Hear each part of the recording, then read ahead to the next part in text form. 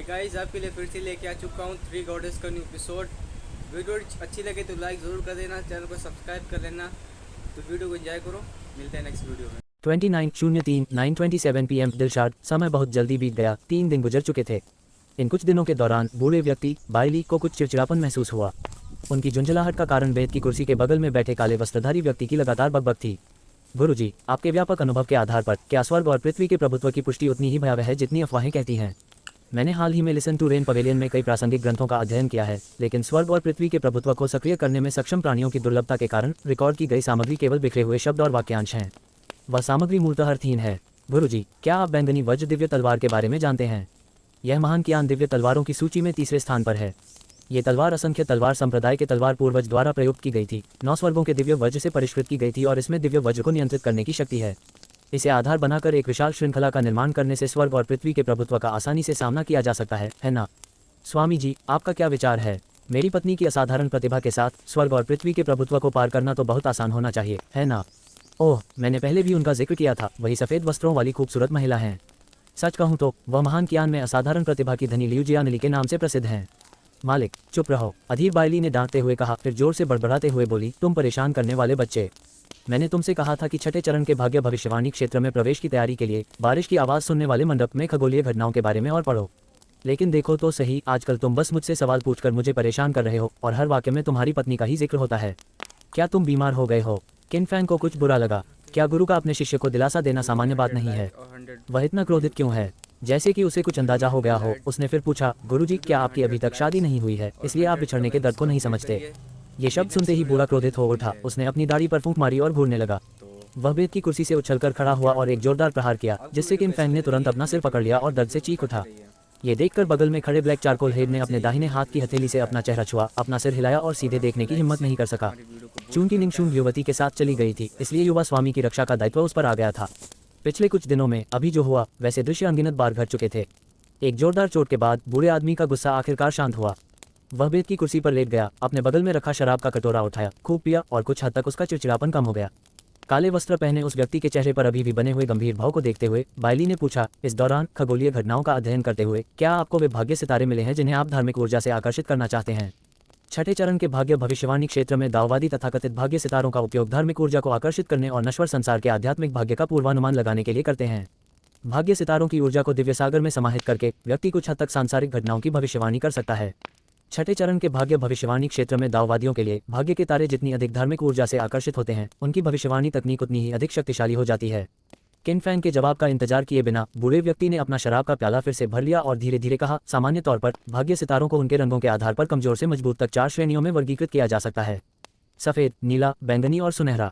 और यदि आप भाग्य के सितारे को आकर्षित करना चाहते हैं तो आपके पास योग्यता और भाग्य दोनों होने चाहिए। इतिहास भर में अनगिनत साहित्य संत छठे चरण के भाग्य भविष्यवाणी क्षेत्र तक पहुंचने से पहले ही पतन का शिकार हो चुके हैं। जो छात्र साहित्य के क्षेत्र में प्रतिभा के धनी होकर छठी कक्षा तक पहुंचते हैं, उनके भाग्य के सितारे अक्सर सफ़ेद और नीले रंग के होते हैं। आपकी योग्यता औसत दर्जे की है और थोड़ी सी किस्मत के साथ आप शायद बैंगनी रंग के भाग्य के सितारे को भी आकर्षित कर सकते हैं। ये कथन सुनने में सरल लग सकता है, लेकिन वास्तविकता में ऐसा बिल्कुल नहीं है। आपको ये पता होना चाहिए कि राजधानी की इंपीरियल अकादमी में भी 10 से अधिक ऐसे व्यक्ति नहीं है जो बैंगनी डेस्टिनी स्टार को आकर्षित कर सकते हैं। जिन लोगों को स्वर्णिम भाग्य तारा आकर्षित करने की क्षमता प्राप्त होती है, युगों युगों से उनकी गिनती उंगलियों पर ही की जा सकती है। किनफैंग ने अपने सिर के उस हिस्से को रगड़ा जहां चोट लगी थी और कुछ झुंझलाहट के साथ कहा, इस शिष्य ने इससे संबंधित कई किताबें पढ़ी हैं और रात में आकाश का अवलोकन भी किया है, लेकिन मुझे केवल वे सफ़ेद तारे ही दिखाई देते हैं। इससे कोई फर्क नहीं पड़ता। उच्च श्रेणी के भाग्य तारे ज्यादातर गहरे अंतरिक्ष में पाए जाते हैं और उनके अस्तित्व को समझना कोई ऐसी चीज़ नहीं है जिसे रातों रात हासिल किया जा सके। आपने अभी अभी 7वीं कक्षा में प्रवेश किया है और आपने प्रचंड धार्मिक ऊर्जा से खुद को परिपक्व किया है और आपका प्रारंभिक स्तर पहले से ही दूसरों की तुलना में बहुत ऊंचा है। यह उल्लेख करना महत्वपूर्ण है कि भाग्य सितारों को आकर्षित करने के लिए व्यक्ति को धार्मिक ऊर्जा को तारामंडल में निर्देशित करने की आवश्यकता होती है, और धार्मिक ऊर्जा की शक्ति भी उन भाग्य सितारों के स्तर को प्रभावित करती है जिन्हें व्यक्ति आकर्षित कर सकता है। इतिहास में ऐसे साहित्य संत हुए हैं जिन्होंने बैंगनी भाग्य सितारों के अस्तित्व को महसूस किया, लेकिन अपनी कमजोर धार्मिक ऊर्जा के कारण वे इसे अपने दिव्य सागर में निर्देशित नहीं कर सके और अंततः कम में ही संतुष्ट हो गए। किनफैंग ने सिर हिलाकर पूछा, गुरुजी, पुस्तक में ये क्यों लिखा है कि साहित्य संत जो दरबार में अधिकारी के रूप में प्रवेश करते हैं या सेना में रणनीतिकार के रूप में शामिल होते हैं, सम्राट की चिंताओं को साझा करते हैं, उनमें उच्च श्रेणी के भाग्य सितारों को महसूस करने की संभावना अधिक होती है? बूढ़े बाइली ने अपना शराब का प्याला उठाया, एक घूंट लिया, सांस छोड़ी और कहा, मैंने अभी अभी जिक्र किया था कि भाग्य के सितारों को बनाने के लिए योग्यता और भाग्य दोनों की आवश्यकता होती है। योग्यता 7वीं कक्षा में परिपक्व हुई धार्मिक ऊर्जा की शक्ति है। भाग्य का संबंध उन लोगों से होता है जिनसे आप मिलते हैं और उन कार्यों से जो आप नियमित रूप से करते हैं। राजा, कुलीन लोग, सेनापति और उच्च पदों तक पहुंचने वाले लोग निस्संदेह गहरे आशीर्वाद से परिपूर्ण होते हैं। यदि आपका उनसे अधिक संपर्क रहेगा तो उनका भाग्य साहित्य के संतों को कमोबेश प्रभावित करेगा। इससे उन व्यक्तियों में उच्च श्रेणी के भाग्य सितारों को महसूस करने की संभावना बढ़ जाती है। ये सुनकर किन फैंग सोचने लगा। इसमें कोई आश्चर्य की बात नहीं थी कि महान कियान राजवंश के सभी साहित्य संत शाही राजधानी की भव्य साहित्य अकादमी में ही केंद्रित थे। भाग्य निर्धारण के छठे चरण के क्षेत्र में पहुंचने पर व्यक्ति को कुछ सुराग मिल सकते हैं। इससे पहले यान ने भी उनसे कहा था कि ऐसी स्थिति में जितना अधिक अभ्यास किया जाता है उतना ही यह स्पष्ट हो जाता है। किन फैंग ने आह भरी, उसका दिल मिली जुली भावनाओं से भरा हुआ था। उसके जैसे आम आदमी के लिए शाही राजधानी में कुलीन वर्ग और अधिकारियों के संपर्क में आना कैसे संभव था। हम एक पल रुकिए, क्या मेरी पत्नी के रिश्तेदार कुलीन वर्ग के नहीं हैं? यह उल्लेखनीय है कि लियू परिवार के मुखिया कोई और नहीं बल्कि प्रथम श्रेणी के जनरल हैं, और उनके ससुर जो वर्तमान में लियू परिवार के मुखिया हैं डिवाइन मार्क्विस आर्मी के सेनापति हैं जो पूरे ग्रेट कियान में प्रसिद्ध हैं। ये सोचते ही किन फैंग की आंखें चमक उठीं और उसने मन ही मन सोचा, मेरी शादी को काफ़ी समय हो गया है लेकिन मैंने उसके परिवार से मुलाकात नहीं की है। ये वाकई अनुचित है। मैं अब और कुछ नहीं कहूँगा। जब मेरी पत्नी विपत्ति पार करके वापस आएगी तो मुझे उसके साथ शाही राजधानी की यात्रा अवश्य करनी होगी। उसके परिवार से थोड़ी सी किस्मत मिले। ओम नहीं, अपनी भावनाओं को व्यक्त करूं। इसके बाद किन फैंग ने बूढ़े बायली से काफ़ी देर तक बातचीत की।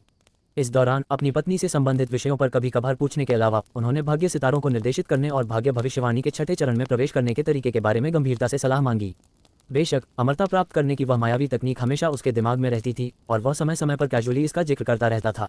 हालांकि वह बूढ़ा आदमी चालाक था और हमेशा उसे यह कहकर टाल देता था, अमरता की तकनीक सीखना चाहते हो, अभी तुम्हें बहुत लंबा रास्ता तय करना है। जैसे ही रात हुई, हजारों मील तक आकाश में एक भी बादल नहीं था। आकाश में अर्धचंद्राकार चंद्रमा लटका हुआ था और तारे शतरंज की बिसात जैसे विशाल क्षेत्र में फैले हुए थे। किन फैंग ने तारों से भरे आकाश की ओर देखा, फिर अपनी आंखें बंद कर लीं।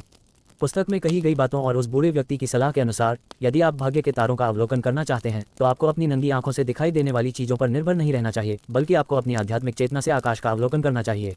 अपने दिव्य सागर के नीचे उन्होंने फिर से तारों को देखा और चमकीले तारों में कुछ परिवर्तन हुए। वे एक सफ़ेद प्रभामंडल उत्सर्जित करने लगे जो तेजी से चमक रहा था। ये थे व्हाइट फेट स्टार। किन फैंग दिव्य सागर का अवलोकन करते हुए उत्सुक भी था। उस बूढ़े व्यक्ति ने उसे बताया था कि छठे चरण की भाग्य भविष्यवाणी एक बाधा है। हालांकि श्वेत भाग्य तारा सबसे निम्न श्रेणी का होता है, फिर भी इतिहास में कई साहित्य संत इसे नहीं खोज पाए और 7वें स्तर के धार्मिक ऊर्जा क्षेत्र में ही अटके रह गए। लेकिन अब जब किन फैंग ने रात के आकाश की ओर देखा तो उसे श्वेत भाग्य तारों की एक घनी श्रृंखला दिखाई दी। उसे तो ये भी महसूस हो रहा था कि अगर वह चाहे तो आसानी से किसी एक से जुड़ सकता है। नहीं, मैं इतना लापरवाह नहीं हो सकता। मार्शल आर्ट, सौभूत, साहित्य के संत और कई अन्य परंपराएं। प्रारंभिक चरण में जितनी मजबूत नींव रखी जाएगी, बाद के चरण में क्षमता उतनी ही मजबूत होगी। अगर मैं यहाँ किसी सफ़ेद भाग्य तारा से आकस्मिक रूप से जुड़ जाता हूँ तो भले ही मैं जल्दी से छठी कक्षा तक पहुँच जाऊँ, लेकिन एक बार जब मैं उच्च कक्षाओं में प्रवेश करूँगा तो मैं उसी कक्षा के अन्य लोगों से बहुत पीछे रह जाऊँगा। इसके अलावा व्हाइट फेट स्टार की भविष्यवाणी करने की क्षमता बहुत सीमित है। यदि नीला भाग्य तारा ये भविष्यवाणी कर सकता है कि आज के लिए कौन सी दिशा उपयुक्त है और भाग्य कैसा रहेगा, तो सफ़ेद भाग्य तारा अधिक से अधिक आपको आज बाहर न निकलने की याद दिला सकता है। दूसरी ओर मुझे स्पष्ट रूप से कई सफ़ेद भाग्य तारे दिखाई दे रहे हैं। मुझे अन्य रंगों का एक भी तारा क्यों नहीं दिख रहा? किन फैंग कसम खाना चाहता था। उसकी अपेक्षाएं इतनी अधिक नहीं थीं। उसे पौराणिक स्वर्ण रंग का अनुभव होने की उम्मीद नहीं थी, लेकिन अगर सोने या बैंगनी रंग के नहीं भी हैं तो कम से कम कुछ नीले रंग के तो होने ही चाहिए, है ना? लेकिन उसके सिर के ऊपर यह बिल्कुल सफ़ेद रोशनी किस लिए है? इस क्षण उसे अचानक अपनी अनोखी दोहरी पुतलियों का ख्याल आया। हालांकि भाग्य सितारों का अवलोकन करने के लिए दिव्य सागर का उपयोग करना सही तरीका है, लेकिन अगर मैं इन आँखों का उपयोग करूं तो क्या कोई अलग खोज होगी? जैसे ही यह विचार मन में आया, ये और भी तीव्र होता चला गया। किन फैंग अपने दिल में उठ रही जिज्ञासा को रोक नहीं सका। आकाश की ओर देखते ही उसकी आंखों की पुतलियों में सुनहरी रोशनी चमक उठी। फिर वे श्वेत भाग्य के तारे चकाचौंध भरी सफ़ेद रोशनी के साथ फूट पड़े। लानत है, उसे अपनी आंखों में जलन महसूस हुई, मानो टाइटेनियम मिश्र धातु से बनी कुत्ते की आंखें कभी भी अंधी हो जाएंगी। अपनी आंखें बंद करके और कुछ देर तक धीरे धीरे हाथों से उन्हें रगड़ने पर चुभन की अनुभूति धीरे धीरे कम हो गई। हालांकि उसके सिर के दोनों ओर की कनपटी में अभी भी हल्की हल्की धड़कन महसूस हो रही थी और उसकी चेतना अजीब तरह से धुंधली लग रही थी। इस अवस्था में तारों भरे आकाश का अवलोकन करना और भाग्य के तारों को देखना असंभव था। बेबसी में किन फैंग को केवल अपने कमरे में वापस जाकर जल्दी आराम करने की ही गुंजाइश थी। शायद भाग्य के सितारों को देखना बहुत थका देने वाला था। जैसे ही वह बिस्तर पर लेटा, वह गहरी नींद में सो गया। इसके बाद जो कुछ हुआ वह धुंधला लेकिन कुछ हद तक बेहद वास्तविक सपना था। सपने में उसने धुंध से ढकी तलवारनुमा चोटियां और चोटियों के शीर्ष पर एक विशाल तलवारनुमा आकृति देखी। तलवारों के आकार के बाहरी घेरे में विभिन्न प्रकार की तलवारें भरी हुई थीं और आकार के केंद्र में बैंगनी प्रकाश बिखेरती हुई एक तलवार बिजली की लपटों के साथ हवा में तैर रही थी। उस बैंगनी तलवार के नीचे उसकी खूबसूरत पत्नी बैठी थी। उसकी आंखें बंद थीं, उसकी कोमल भौहें कांप रही थीं, मानो वह कुछ महसूस कर रही हो। अचानक सपने में आकाश का रंग बदल गया। घने काले बादल घिर आए, गरजते हुए ड्रैगन बादलों के भीतर दहाड़ने लगे और लुढ़कने लगे। उस भयावह गति को देखकर ऐसा लग रहा था मानो आकाश ढह रहा हो और लगातार फैली हुई तलवारनुमा चोटियों को निगलने ही वाला हो। लियू जियानली ने अपनी आंखें खोली, अपने दाहिने हाथ से इशारा किया और शीत जल की तलवार चांदी जैसी तलवार की ऊर्जा पर सवार हो गई। इसी क्षण पहला वज्र ड्रैगन कोहरे को चीरते हुए उसकी ओर तेजी से बढ़ा, लेकिन तलवार के प्रहार से ही उसका नाश हो गया। फिर दूसरा आया, फिर तीसरा। एक के बाद एक गरजते हुए ड्रैगन आते गए और हर एक पिछले वाले से अधिक शक्तिशाली था। लेकिन सफेद वस्त्रधारी आकृति के सामने ये सब व्यर्थ था। 9वीं बिजली गिरने के बाद गर्जना बंद हो गई। सपने में आकाश में तलवार की चोटियों को देख रहे लोगों ने जयकार की, ये सोचकर कि लियू जियानली ने स्वर्गीय सत्ता की पुष्टि को पार कर लिया है। लेकिन तलवारों की मुद्रा में सफेद वस्त्र धारण किए उस खूबसूरत आकृति के चेहरे पर शिकन थी, क्योंकि आकाश में छाए काले बादल छंटने के बजाय इतने घने हो गए थे कि लोगों को सांस लेने में कठिनाई होने लगी थी। फिर भीड़ की आश्चर्यचकित निगाहों के बीच विनाश की शक्ति से परिपूर्ण एक लाल वज्रपात हुआ। वह शक्ति हताशा उत्पन्न करने वाली थी। जैसे ही लाल बिजली गिरी, उसने तुरंत सफेद आकृति को अपनी चपेट में ले लिया। पत्नी, किन फैंग ने हैरानी से कहा। सदमे से उसका चेहरा पीला पड़ गया था। उसने असमंजस में चारों ओर देखा और वह अभी भी परिचित परिवेश ही था। खिड़की के बाहर पक्षी चहचहा रहे थे और पर्दों से छनकर सूरज की रोशनी कमरे में आ रही थी। उसे पता ही नहीं था कि भोर हो चुकी थी। यह महज एक सपना था। किन फैंग ने मन ही मन बुदबुदाया, लेकिन सपना इतना असली लग रहा था कि डर से उसकी पीठ पसीने से भीग गई थी। सपने में लाल वज्रपात से लियू जियानली के नष्ट होने के दृश्य के बारे में सोचते हुए उसे गहरी बेचैनी महसूस हुई, मानो उसके दिल में कांटा चुभ गया हो।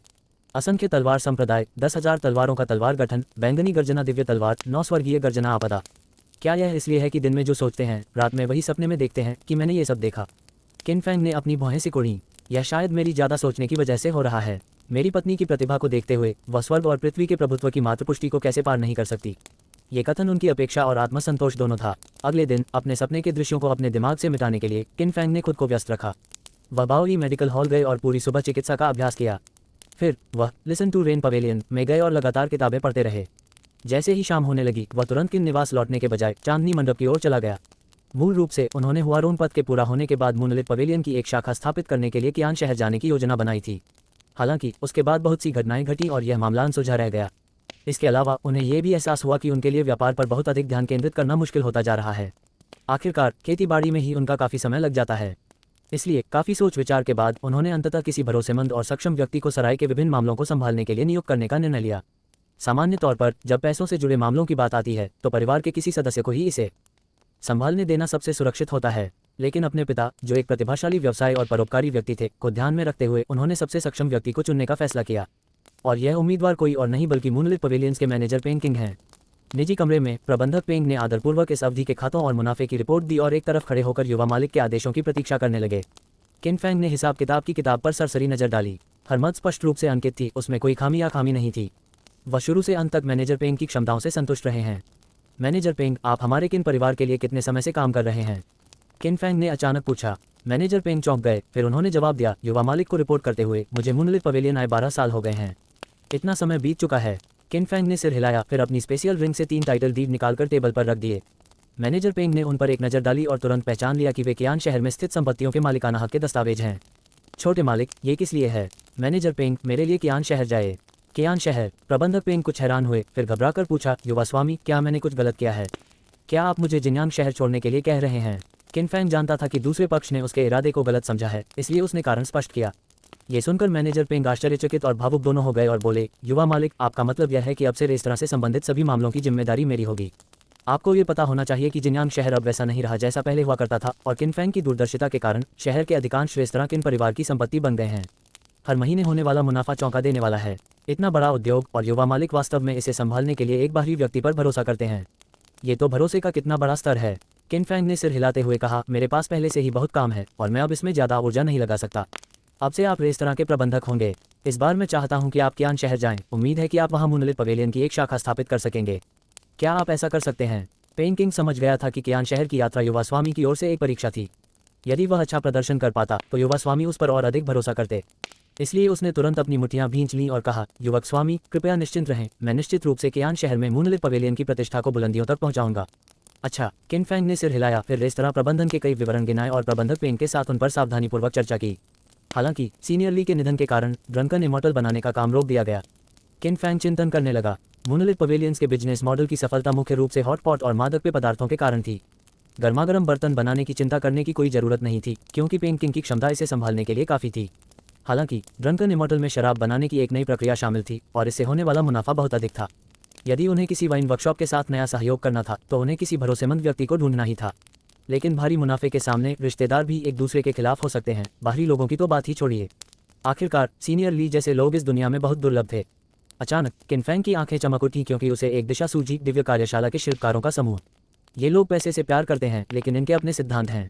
एल्डर युआन भी सिद्धांतों को महत्व देने वाले व्यक्ति हैं। इसके अलावा उन्होंने मुझसे मदद मांगी है और भौतिकी के उन नए और दिलचस्प ज्ञान को सीखना चाहते हैं। संक्षेप में कहें तो डिवाइन वर्कशॉप वास्तव में एक आदर्श साथी है। जहां तक इस बात का सवाल है कि क्या ये स्क्रॉल मास्टर शराब बना सकते हैं, किनफेंग को इसकी ज़्यादा चिंता नहीं है। इन लोगों से बातचीत के दौरान किनफेंग को ये भी पता चलता है कि ये लोग शोध में उपयोग होने वाली बहुमूल्य सामग्रियों के लिए धन कमाने के लिए विभिन्न शिल्पों में लगे हुए हैं। इसमें शराब बनाने का कारखाना खोलना भी शामिल है, लेकिन पैसा कमाने के ये तरीके बहुत धीमे हैं और सरकार के लिए काम करने की तुलना में कहीं कम लाभदायक हैं। इसी वजह से उन्होंने पैसे कमाने के उन तरीकों को जल्दी ही छोड़ दिया।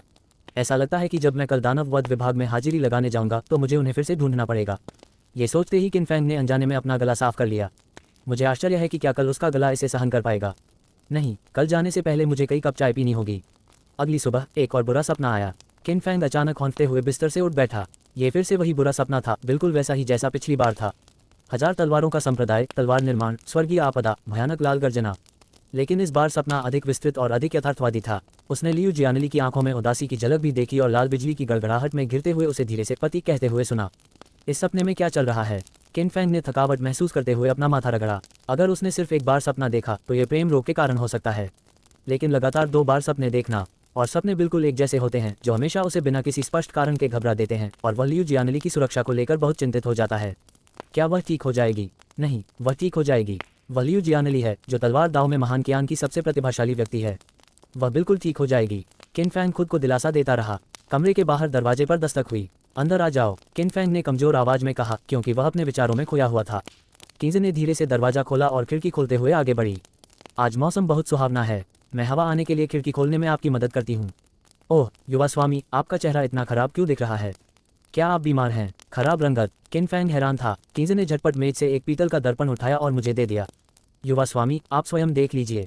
किनफेंग ने दर्पण उठाया और उसमें देखा। सामने आया चेहरा सुंदर तो था लेकिन बेहद थका हुआ था। आंखों के नीचे काले घेरे, आंखों में लालिमा के हल्के निशान और पीलापन, मानो गुर्दे की कमी से पीड़ित हो। कोई बात नहीं, ऐसा इसलिए होना चाहिए क्योंकि मैं पिछले कुछ दिनों से ठीक से सो नहीं पाया हूँ। किनफेंग ने अपना माथा रगड़ा। युवा स्वामी, क्या आप सचमुच ठीक हैं? क्या मैं आपके लिए किसी चिकित्सक को बुलाऊं? किंगर ने चिंता से पूछा। ये सुनकर किनफेंग के होंठ मुस्कुरा उठे। किंगर, क्या तुम भूल गई हो कि मैं किस चीज़ में माहिर हूँ? कीज़े ने एक पल सोचा, फिर अजीब सी मुस्कान के साथ बोली, मैं लगभग भूल ही गई थी। युवा स्वामी शहर के सबसे कुशल चिकित्सक हैं, लेकिन आपका रंग। जाओ और मेरे लिए गर्म पानी का एक बेसिन ले आओ, मैं नहा लूंगा और सब ठीक हो जाएगा। ठीक है स्वामी जी, मैं अभी चलता हूँ। इसी क्षण किनफेंग को कुछ और याद आया और उसने कहा, मेरे लिए एक केतली चाय बना दो। नहीं, 2 केतली बना दो। किंगर असमंजस में दिख रही थी। क्या युवा मालिक सुबह सुबह इतनी चाय पीने की योजना बना रहे थे? उनके असामान्य रंग रूप को देखते हुए क्या ये गुर्दे की बीमारी का संकेत हो सकता है? ये सोचते हुए उसने कुछ संदेह भरी निगाहों से उसकी ओर देखा, मानो वह किसी बात की पुष्टि कर रही हो। किंगर, तुम क्या देख रही हो? जब किनफेंग ने देखा कि दूसरा पक्ष नहीं जा रहा है तो उसने उत्सुकता से पूछा। कुछ नहीं, कुछ नहीं। किंगर का चेहरा लाल हो गया और वह जल्दी से चली गई। मुझे ऐसा क्यों लग रहा है कि आपकी नज़रें थोड़ी असभ्य हैं? किनफेंग ने दूसरे व्यक्ति की पिछली नज़र का अनुसरण करते हुए अपने शरीर की ओर देखा।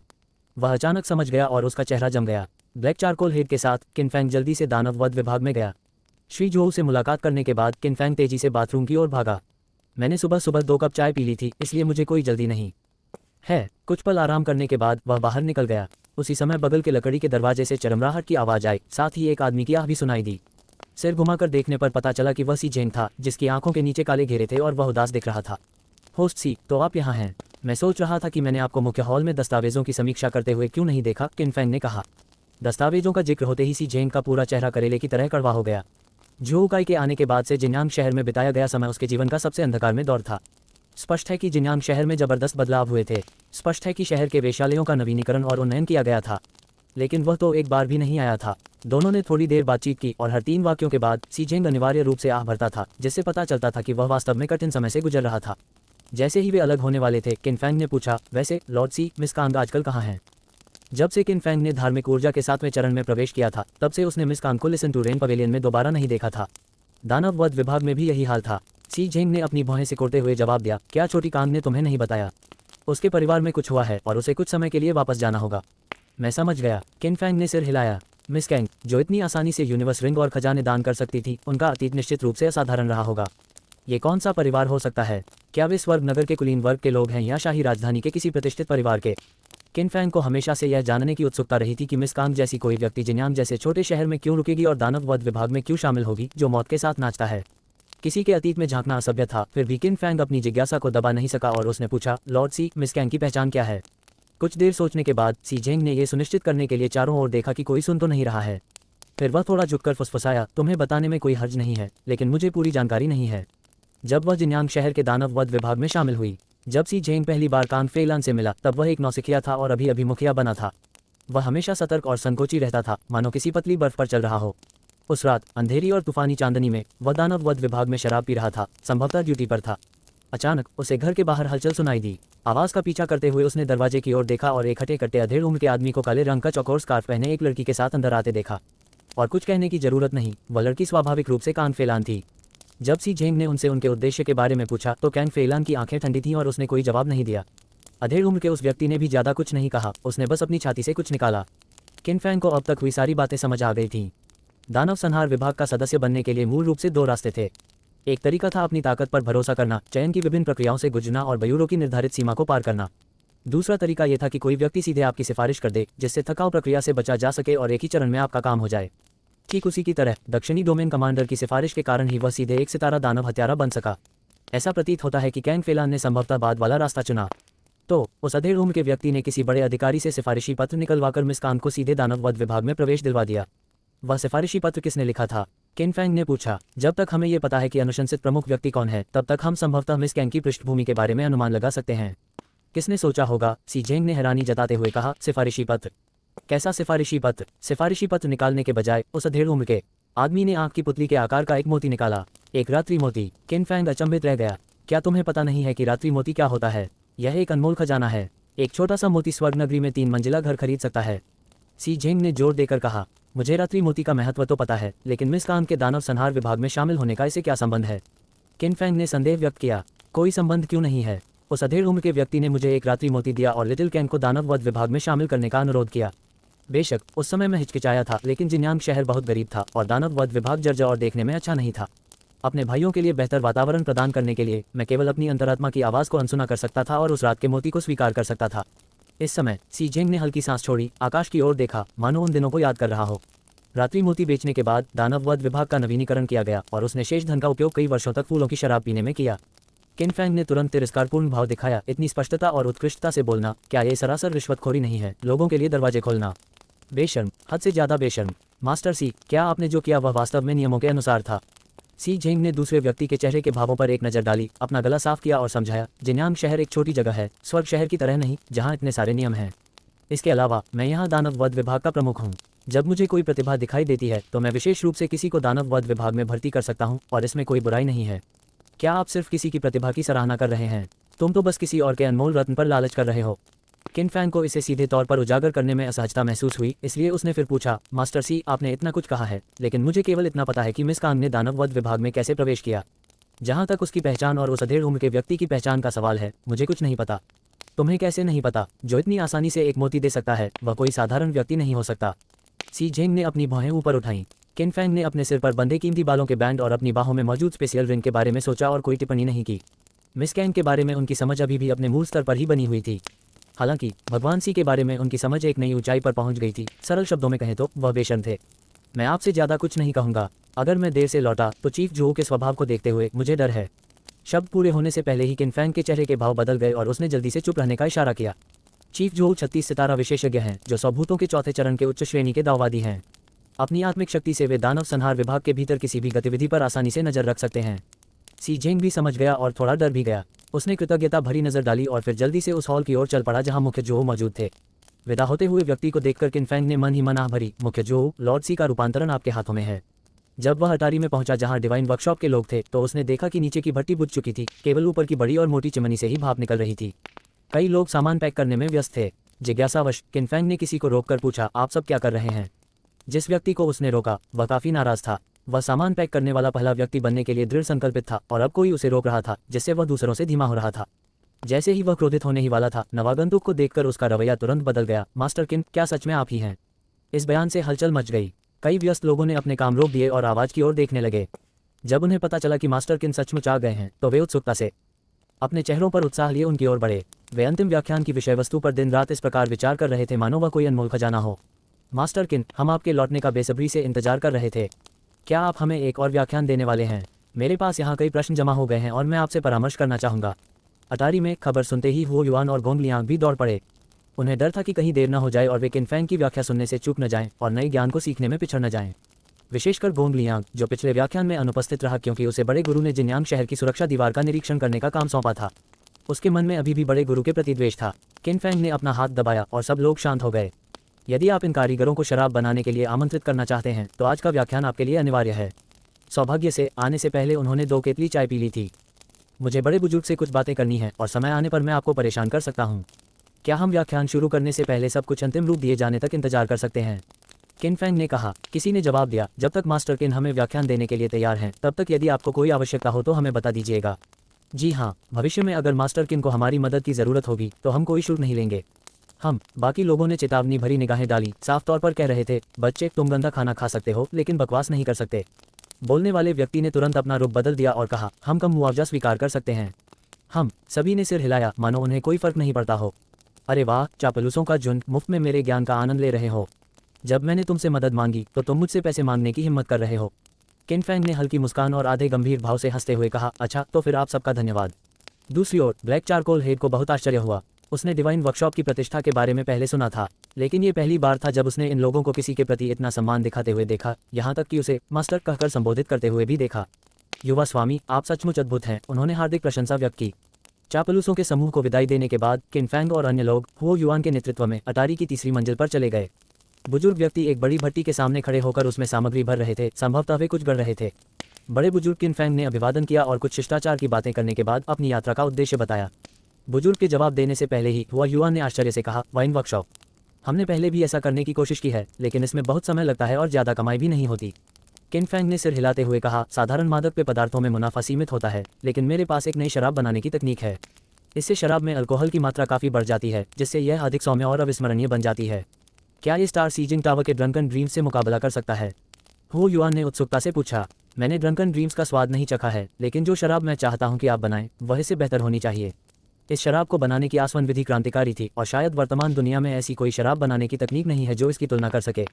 हुओ युआन ने अपना मुंह खोला। हालांकि उसने खुलकर कुछ नहीं कहा, लेकिन उसके चेहरे पर अविश्वास साफ झलक रहा था। लेकिन इसी क्षण बुजुर्ग ने कहा, क्या आप जो शराब बनवाना चाहते हैं वह वही है जो आपने मुझे पिछली बार दी थी? हाँ, मैंने इसका नाम ड्रंकन इमॉर्टल रखा है। मैं तुम्हें शराब बनाने की नई तकनीक सिखाऊंगा और तुम शराब बनाने में मेरी मदद कर सकते हो। शराब के हर बैरल से होने वाले मुनाफे का 30% हिस्सा डिवाइन वर्कशॉप को दिया जा सकता है। हुओ युआन सोचने लगा, शराब बनाने की कार्यशाला से मुनाफा पहले से ही सीमित था। अगर यह सिर्फ 30% भी होता तो यह एक फिजूल खर्ची जैसा लगता, लेकिन शराब बनाने, महत्वपूर्ण व्यक्तियों की मदद करने या दूसरों के लिए औजार बनाने में बिताए गए समय को देखते हुए अर्जित धन की राशि अज्ञात थी। पुराने गुरुजी, शायद वे सहमत नहीं होंगे। ये सुनकर बूढ़ा उस्ताद चिंतन में डूब गया। काफी देर बाद उसने कहा, स्टार सीजिंग टावर का मादक सपना शाही परिवारों की भेंट की शराब है, जिसकी प्रतिवर्ष दुनिया भर में 100 से भी कम बैरल उपलब्ध होती हैं। प्रत्येक बैरल को आसमान छूती कीमत पर बेचा जा सकता है। मैंने आपकी ड्रंकन इमॉर्टल का स्वाद चखा है और इसकी गुणवत्ता द ड्रंकन ड्रीम से कहीं बेहतर है। हुओ युआन के चेहरे पर हैरानी के भाव थे। उसने पहले कभी यह शराब नहीं पी थी, लेकिन शाही राजधानी में यह शराब इतनी मशहूर थी कि इसकी प्रतिष्ठा के अनुरूप प्रदर्शन करना मुश्किल था। उनके लिए ये दुनिया की सबसे बेहतरीन शराब थी। हालांकि उस्ताद ने कहा कि ड्रंकन ड्रीम्स से भी बेहतर शराब होती है। उस महान कलाकार ने अनगिनत बेहतरीन शराबें पी थी और ड्रंकन ड्रीम्स उनमें से एक थी। स्वाभाविक रूप से हुआ युआन ने बूढ़े व्यक्ति की बातों पर विश्वास किया, इसलिए उसका आश्चर्य और भी बढ़ गया, क्योंकि ऐसी उत्तम शराब से निस्संदेह खगोलीय लाभ प्राप्त होगा। मादक अमर एक ऐसा प्राणी है जो सोना उगलता है। अगर इसकी शराब बनाने की विधि स्वर्ग नगरी में फैल जाए तो मुनाफा ही मुनाफा होगा। क्या आप सचमुच हमें इसकी शराब बनाने की तकनीक सिखाने को तैयार हैं? बूढ़े गुरु ने अपना सिर उठाया और किनफैंग की ओर देखा। चूंकि कनिष्ठ शिष्य गुरुजी की सहायता मांगने आया है, इसलिए स्वाभाविक रूप से वह ईमानदारी से आया है। किनफैंग ने मुस्कुराते हुए उत्तर दिया, अच्छा, मैं सहमत हूँ। बूढ़े गुरु ने जरा भी संकोच नहीं किया और तुरंत सहमति दे दी। डिवाइन वर्कशॉप के पास पैसों की कमी थी और एक ऐसा सौदा जिसमें निश्चित लाभ हो, उसे ठुकराने का उसके पास कोई कारण नहीं था।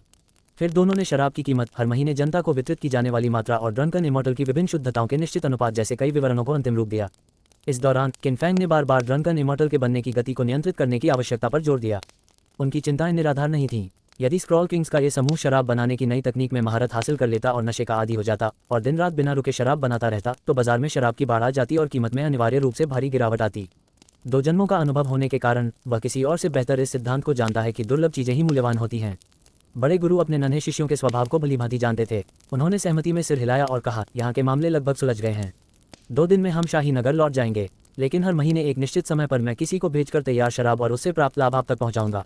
क्या आपको इससे कोई आपत्ति है? इसमें कोई आश्चर्य की बात नहीं कि ये स्क्रॉल किंग अपना सामान समेट रहे थे। दरअसल वे जा रहे थे। बिल्कुल, कोई समस्या नहीं, किन फैंग ने बिना किसी झिझक के जवाब दिया। सहयोग का आधार आपसी विश्वास था और उसे अपने गुरु के चरित्र पर पूरा भरोसा था। फिर उन्होंने आगे कहा, चूंकि ऐसा है, इसलिए मैं बाद में व्याख्यान देते समय शराब बनाने की तकनीक के बारे में समझाऊंगा। अच्छा, बूढ़े गुरु ने और कुछ नहीं कहा। हो युआन अचानक बगल से बोला, शराब बनाने की तकनीक के अलावा भौतिकी की किताबों के बारे में कुछ जानकारी देना न भूलें। किन फैंग ने अभी सहमति ही दी थी कि अचानक उसकी भौहें तन गईं। ओह, उसने सुबह बहुत ज़्यादा चाय पी ली थी और अब वह इसे रोक नहीं पा रहा था। उसने झिझकते हुए कहा, मैं पहले कुछ काम निपटा लेता हूँ और एक पल में वापस आ जाता हूँ।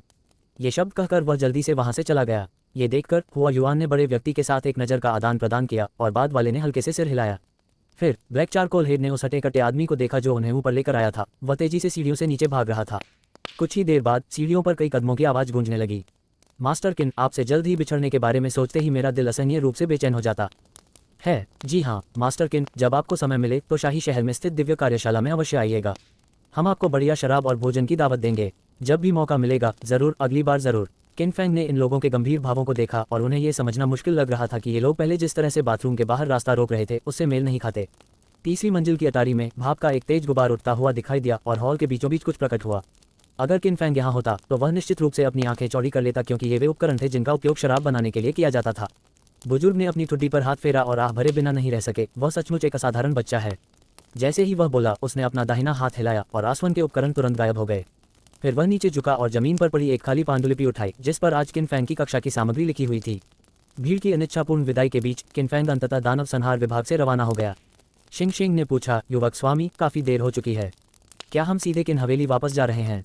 किन फैंग पहले तो सहमति में सिर हिलाना चाहता था, लेकिन फिर लगातार 2 दिनों तक आए अजीब सपनों के बारे में सोचकर उसे एक अकारण बेचैनी और घबराहट महसूस होने लगी।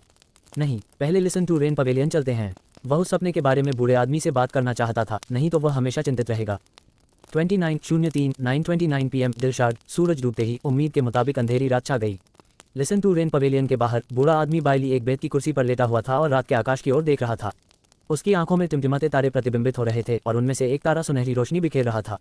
ऐसा लग रहा था कि वह कुछ कर रहा है। उसके भूरे बाल बिना हवा के हिल रहे थे और जमीन पर उड़ती धूल एक पर्दे की तरह उसकी आकृति को ढक रही थी। कुछ देर बाद धूल फिर से बैठ गई और बूढ़े व्यक्ति के चारों ओर की आभा धीरे धीरे क्षीण हो गई। बूढ़े बायली ने गंभीर भाव से भौहें चढ़ाईं। उस बच्चे से कई दिनों तक परेशान होने के बाद उन्होंने उस छोटी लड़की जियानली के लिए भविष्यवाणी करने का फैसला किया, लेकिन भविष्यवाणी अप्रत्याशित रूप से अस्पष्ट और अनिश्चित थी। कुछ असामान्य जरूर हो रहा है। क्या सचमुच कोई बदलाव हो सकता है? बूढ़े बायली ने मन ही मन बुदबुदाया। तभी कदमों की आहट सुनाई दी और बूढ़े आदमी ने आवाज की दिशा में देखा। किन फैंग ने मुट्ठी बांधकर कहा, गुरुजी, पिछले 2 दिनों से मेरे शिष्य को एक अजीब सपना आ रहा है जो बेहद वास्तविक लगता है। क्या आप कृपया मुझे इसके बारे में बता सकते हैं? ये सुनकर बूढ़े व्यक्ति ने अपनी आंखें सिकुड़ी, मानो उसे कुछ याद आ गया हो, और गहरी आवाज में कहा, मुझे सपने के विषय के बारे में बताओ। एक अगरबत्ती जलाने के बाद बूढ़ा बायली खड़ा हो गया और लिसन टू रेन पवेलियन के बाहर इधर उधर टहलने लगा। किन फैंग ने पहली बार उस बूढ़े व्यक्ति को इतना गंभीर देखा था और उसके दिल में एक अजीब सी धड़कन महसूस हुई। स्वामी जी, क्या सचमुच मेरी पत्नी के साथ कुछ हुआ है? बूढ़े व्यक्ति ने कोई जवाब नहीं दिया। इसके बजाय उसने सपने के बारे में कई और बातें फिर से पूछी। 1000 तलवारों की तलवार संरचना के आधार के रूप में क्या ये बिजली की लपटों से लिपटी हुई एक बैंगनी तलवार है? शिष्य को पूरा यकीन है, जब स्वर्गीय संकट के दौरान बैंगनी तलवार अवतरित हुई तो क्या उसने अपनी शक्ति प्रकट की और स्वर्गीय गर्जना को भयभीत कर दिया। किन फैंग ने सपनों की सामग्री को ध्यानपूर्वक याद करते हुए सिर हिलाया। दोनों सपनों में बैंगनी तलवार स्थिर रूप से अपनी जगह पर खड़ी रही। जब 9 गुना स्वर्गीय वज्र उतरा तो मेरी पत्नी ने उसे ठंडे पानी की तलवार से काट दिया। ये शब्द सुनकर बूढ़ा व्यक्ति चिंतनशील प्रतीत हुआ। बैंगनी बिजली की दिव्य तलवार 9 स्वर्गों की दिव्य गर्जना से निर्मित की गई थी, जिसे सभी प्रकार की गर्जना का स्वामी कहा जा सकता है। इसे देखने वाली कोई भी गर्जना वश में हो जाएगी, यहाँ तक कि स्वर्ग और पृथ्वी के प्रभुत्व की पुष्टि करने वाली स्वर्गीय विपत्ति की गर्जना भी। हालांकि उस बच्चे के सपने में बैंगनी बिजली की दिव्य तलवार स्थिर रही। इस घटना के 2 कारण हो सकते हैं। पहला, बैंगनी बिजली की दिव्य तलवार नकली थी, या दूसरा, स्वर्गीय आपदा में 9 स्वर्गों की दिव्य गर्जना से भी अधिक गर्जना हुई थी जिसने इसकी शक्ति को ढक दिया था। 9 बार बिजली गिरने के बाद जो आखिरी बिजली धरती पर गिरी, क्या वह लाल थी? बूढ़े व्यक्ति ने अपनी भौहें सिकुड़ी और कुछ अशुभ संकेत की आशंका जताई। किन फैंग ने गंभीरता से सिर हिलाया। दोनों सपनों में उसकी पत्नी उस लाल बिजली से नष्ट हो गई थी। उसे यह बात बहुत स्पष्ट रूप से याद थी। बूढ़े व्यक्ति के असामान्य भाव को देखकर किन फैंग ने जल्दी से पूछा, गुरुजी, क्या उस लाल बिजली में कोई समस्या है? बूढ़े व्यक्ति बायली ने कोई जवाब नहीं दिया। 9 स्वर्गों की दिव्य गर्जना के ऊपर एक और प्रकार की गर्जना थी जिसे विनाश गर्जना कहा जाता था, जिसमें सभी जीवन शक्ति को नष्ट करने की भयानक शक्ति थी। ऐसा कहा जाता है कि इस गर्जना का जन्म इसलिए हुआ क्योंकि स्वर्ग मानव जगत में एक अत्यंत शक्तिशाली अस्तित्व के उदय को रोकना चाहता था। हालांकि वास्तविकता में कुछ कारणों से यह विनाशकारी गर्जना एक अज्ञात अवधि तक प्रकट नहीं हुई थी। बायली गहरी सोच में डूब गया और काफी देर बाद उसने एक गहरी सांस लेते हुए कहा, छोड़ो इसे, आज रात वापस जाकर तैयारी करो, कल सुबह हम मिरियड स्वॉर्ड के लिए रवाना होंगे। अनुभाग। किन फैंग पहले तो इन शब्दों से स्तब्ध रह गया, फिर आनंदित हो उठा। हालांकि उसे यह नहीं पता था कि वह बूढ़ा व्यक्ति वास्तव में कितना शक्तिशाली है, लेकिन रहस्यमय अमर तकनीकों का प्रदर्शन करने में सक्षम अस्तित्व निश्चित रूप से बहुत ही प्रभावशाली होगा। यदि पत्नी के कष्टों से गुजरने के समय वह बूढ़ा व्यक्ति उपस्थित होता तो सफलता की संभावना काफी बढ़ जाती। लेकिन गुरुजी, क्या आपको लिसन टू रेन पवेलियन की रक्षा नहीं करनी थी? क्या आप अपनी मर्जी से जिन्यांग शहर छोड़ सकते हैं? किन फैंग ने पूछा। बूढ़े आदमी ने एक नज़र डाली, फिर अपना दाहिना हाथ आगे बढ़ाया। पलक झपकते ही उसके पीछे स्थित 3 परतों वाला लिसन टू रेन पवेलियन सिकुड़कर हथेली के आकार का हो गया और बूढ़े आदमी के हाथ में आ गिरा। किन फैंग आश्चर्यचकित दिख रहा था। वहीं दूसरी ओर ब्लैक चारकोल हेड भी बेहद हैरान था। दक्षिणी क्षेत्र की धुंध भरी चोटियों में असंख्य तलवार संप्रदाय, बादलों और कोहरे से घिरी तलवारनुमा चोटियां मानो हवा में लटकी हुई प्रतीत हो रही थीं। इनमें से सबसे ऊंची चोटी का नाम स्टार मून पीक रखा गया था, जो एक तलवार शिखर है और परंपरागत रूप से मायरीड स्वॉर्ड सेक्ट के सेक्ट मास्टर द्वारा नियंत्रित किया जाता था। इस समय स्टार मून पीक की आधी ढलान पर एक शानदार इमारत के अंदर लोगों का एक समूह इकट्ठा हुआ था। उनका नेतृत्व काले बालों, सफेद कनपी और गहरे नीले रंग के वस्त्र पहने एक अधेड़ उम्र के व्यक्ति द्वारा किया जा रहा था। वह मायरीड स्वॉर्ड सेक्ट के वर्तमान सेक्ट मास्टर और लियू जियानली यूएक्सुआन के गुरु भी थे। हॉल में मौजूद अन्य 12 लोग मायरीड स्वॉर्ड सेक्ट के 12 शीर्ष गुरु थे, जिन्हें सेक्ट मास्टर द्वारा यहाँ एकत्रित होने के लिए बुलाया गया था। बधाई हो संप्रदाय प्रमुख। लियू जियानली की क्षतिग्रस्त नस ठीक हो गई है और उन्होंने तलवार की शक्ति के 5वें स्तर को समझ लिया है, जिससे वे असंख्य देवताओं के क्षेत्र में प्रवेश कर चुकी हैं। भविष्य में वे निश्चित रूप से असंख्य तलवार संप्रदाय को नई ऊंचाइयों पर ले जाएंगी। वास्तव में उस लड़की की प्रतिभा को देखते हुए अगर एक दिन वह पौराणिक अलौकिक क्षेत्र में कदम रखती है तो यह असंभव नहीं हो सकता है। ऐसा प्रतीत होता है कि संप्रदाय के गुरु में प्रतिभाओं को पहचानने की गहरी समझ है और उन्होंने उसे जल्दी ही संप्रदाय में शामिल कर लिया है। भीड़ से मिल रही तारीफों और चापलूसी को सुनकर सबसे आगे खड़ा अधेड़ उम्र का आदमी काफी खुश था। वह मुस्कुराता रहा, बार बार सिर हिलाता रहा, लेकिन कुछ नहीं बोला। 12 शीर्ष गुरुओं द्वारा लंबे समय तक प्रशंसा करने के बाद उनके होंठ थोड़े सूख गए। मन ही मन उन्होंने अभिशाप किया, बेशर्म, हमें यहाँ केवल अपने निजी शिष्य को दिखाने के लिए लाए हैं। हम आपकी थोड़ी सी प्रशंसा कर लें और उतना ही काफी होना चाहिए, हमें आधी रात को आराम क्यों नहीं करने देते? 12 शिखर गुरुओं को चुप देखकर यूएक्सुआन थोड़ा निराश हो गया और उसने मुख्य विषय पर ही बात शुरू की। आपको पता होना चाहिए कि सौभाग्य से जियानली की क्षतिग्रस्त नसें ठीक हो गई हैं।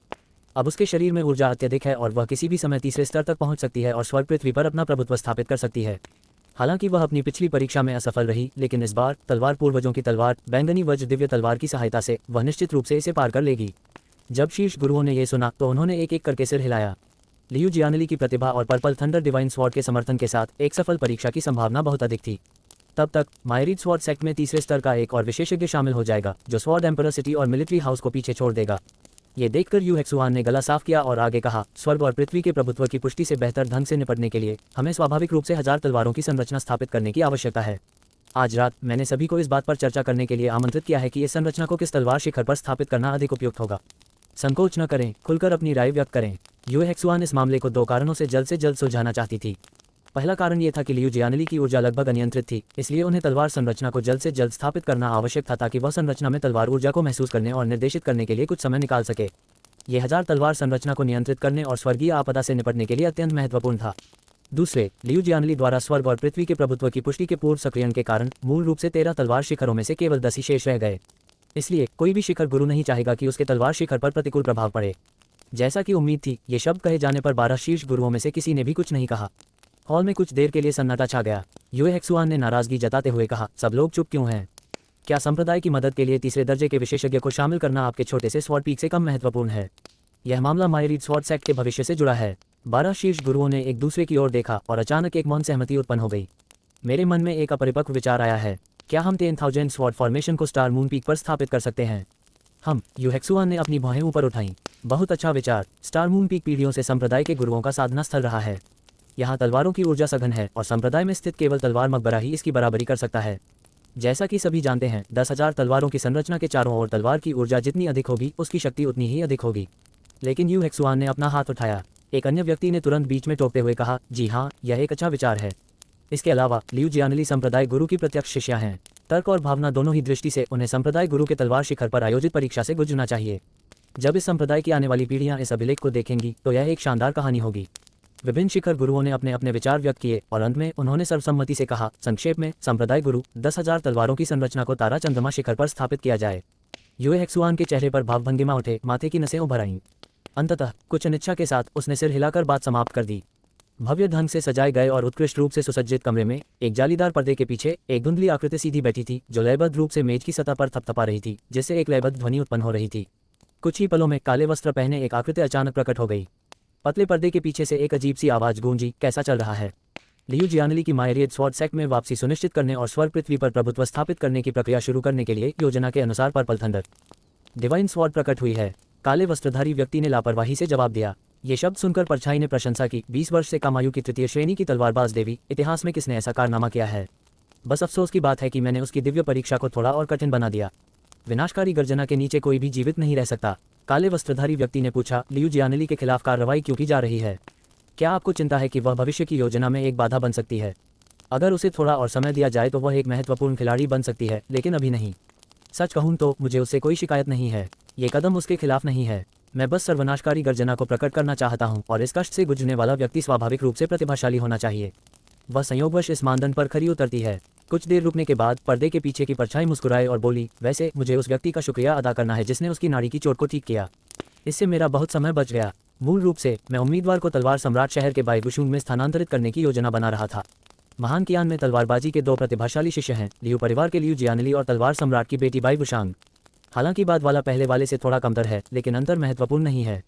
19 वर्ष की आयु में ही उसने चौथे इरादे वाले गुप्त हथियार के क्षेत्र को समझ लिया है और वह तीसरे चरण से बस एक कदम दूर है। बेशक साधना के मार्ग पर कभी कभी यह अंतिम चरण कई साल ले सकता है। तो आपका लक्ष्य उस विनाशकारी गर्जना को हासिल करना है? काले चोगे वाले व्यक्ति ने पूछा। यह ऐसी बात नहीं है जिसे आपको जानने की जरूरत है। आपके संगठन के सिद्धांतों के अनुसार आपको बस अपना काम करना है। पर्दे के पीछे से आए आवाज ने ठंडे स्वर में कहा। समझ गया। इतना कहकर काले चोगे वाला व्यक्ति पलक झपकते ही गायब हो गया। उस आलीशान कमरे में काफी देर बाद एक धीमी आवाज फिर सुनाई दी। इतिहास की लंबी धारा में विलीन हो चुकी विनाशकारी गर्जना। मैं सचमुच अपनी आंखों से स्वर्ग और पृथ्वी को नष्ट करने वाली उस भयानक शक्ति को देखना चाहता हूँ। ओह, क्या वह खगोलीय घटना बदल गई है? पतले पर्दे के पीछे परछाई उभरी, फिर धीरे धीरे ऐसे गायब हो गई मानो हवा में विलीन हो रही हो, जैसे कोई धुंध छट रही हो। अगले दिन भोर होते ही किन फैंग उठी, तैयार हुई और घर से निकल गई। आज वह अपनी पत्नी से मिलने के लिए मायरिड स्वॉर्ड सेक्ट जा रहा था, इसलिए स्वाभाविक रूप से वह देरी नहीं कर सकता था। किन हवेली के द्वार पर दूसरी माता और दूसरा भाई दोनों मौजूद थे। पिछली रात ये पता चलने पर कि किन फैंग कुछ समय के लिए घर से बाहर जा रहा है, वे उसे विदा करने के लिए सुबह जल्दी उठ गए थे।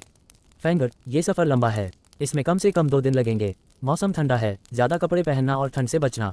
मैंने तुम्हारे लिए कुछ सूखा राशन तैयार रखा है, उसे ज़रूर खा लेना। उनकी दूसरी माँ ने उन्हें एक पैकेट दिया और हिदायत दी, आजकल दुनिया बहुत अराजक है।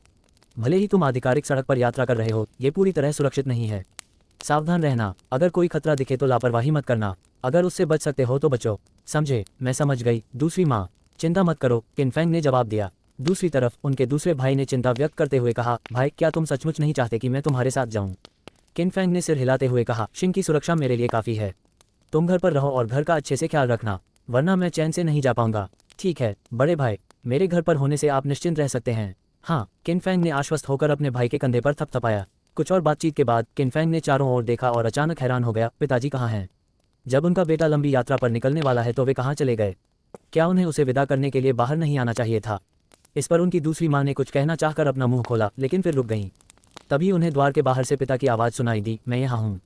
जिज्ञासावश किन फैंग ने पीछे मुड़कर देखा तो ब्लैक चारकोल हेड एक कोचवान की भूमिका निभाते हुए धीरे धीरे गाड़ी को गेट की ओर ले जा रहा था, और गाड़ी के अंदर किसी ने पर्दा उठाया, और वह कौन हो सकता था सिवाय किन फैंग के अविश्वसनीय बूढ़े आदमी के।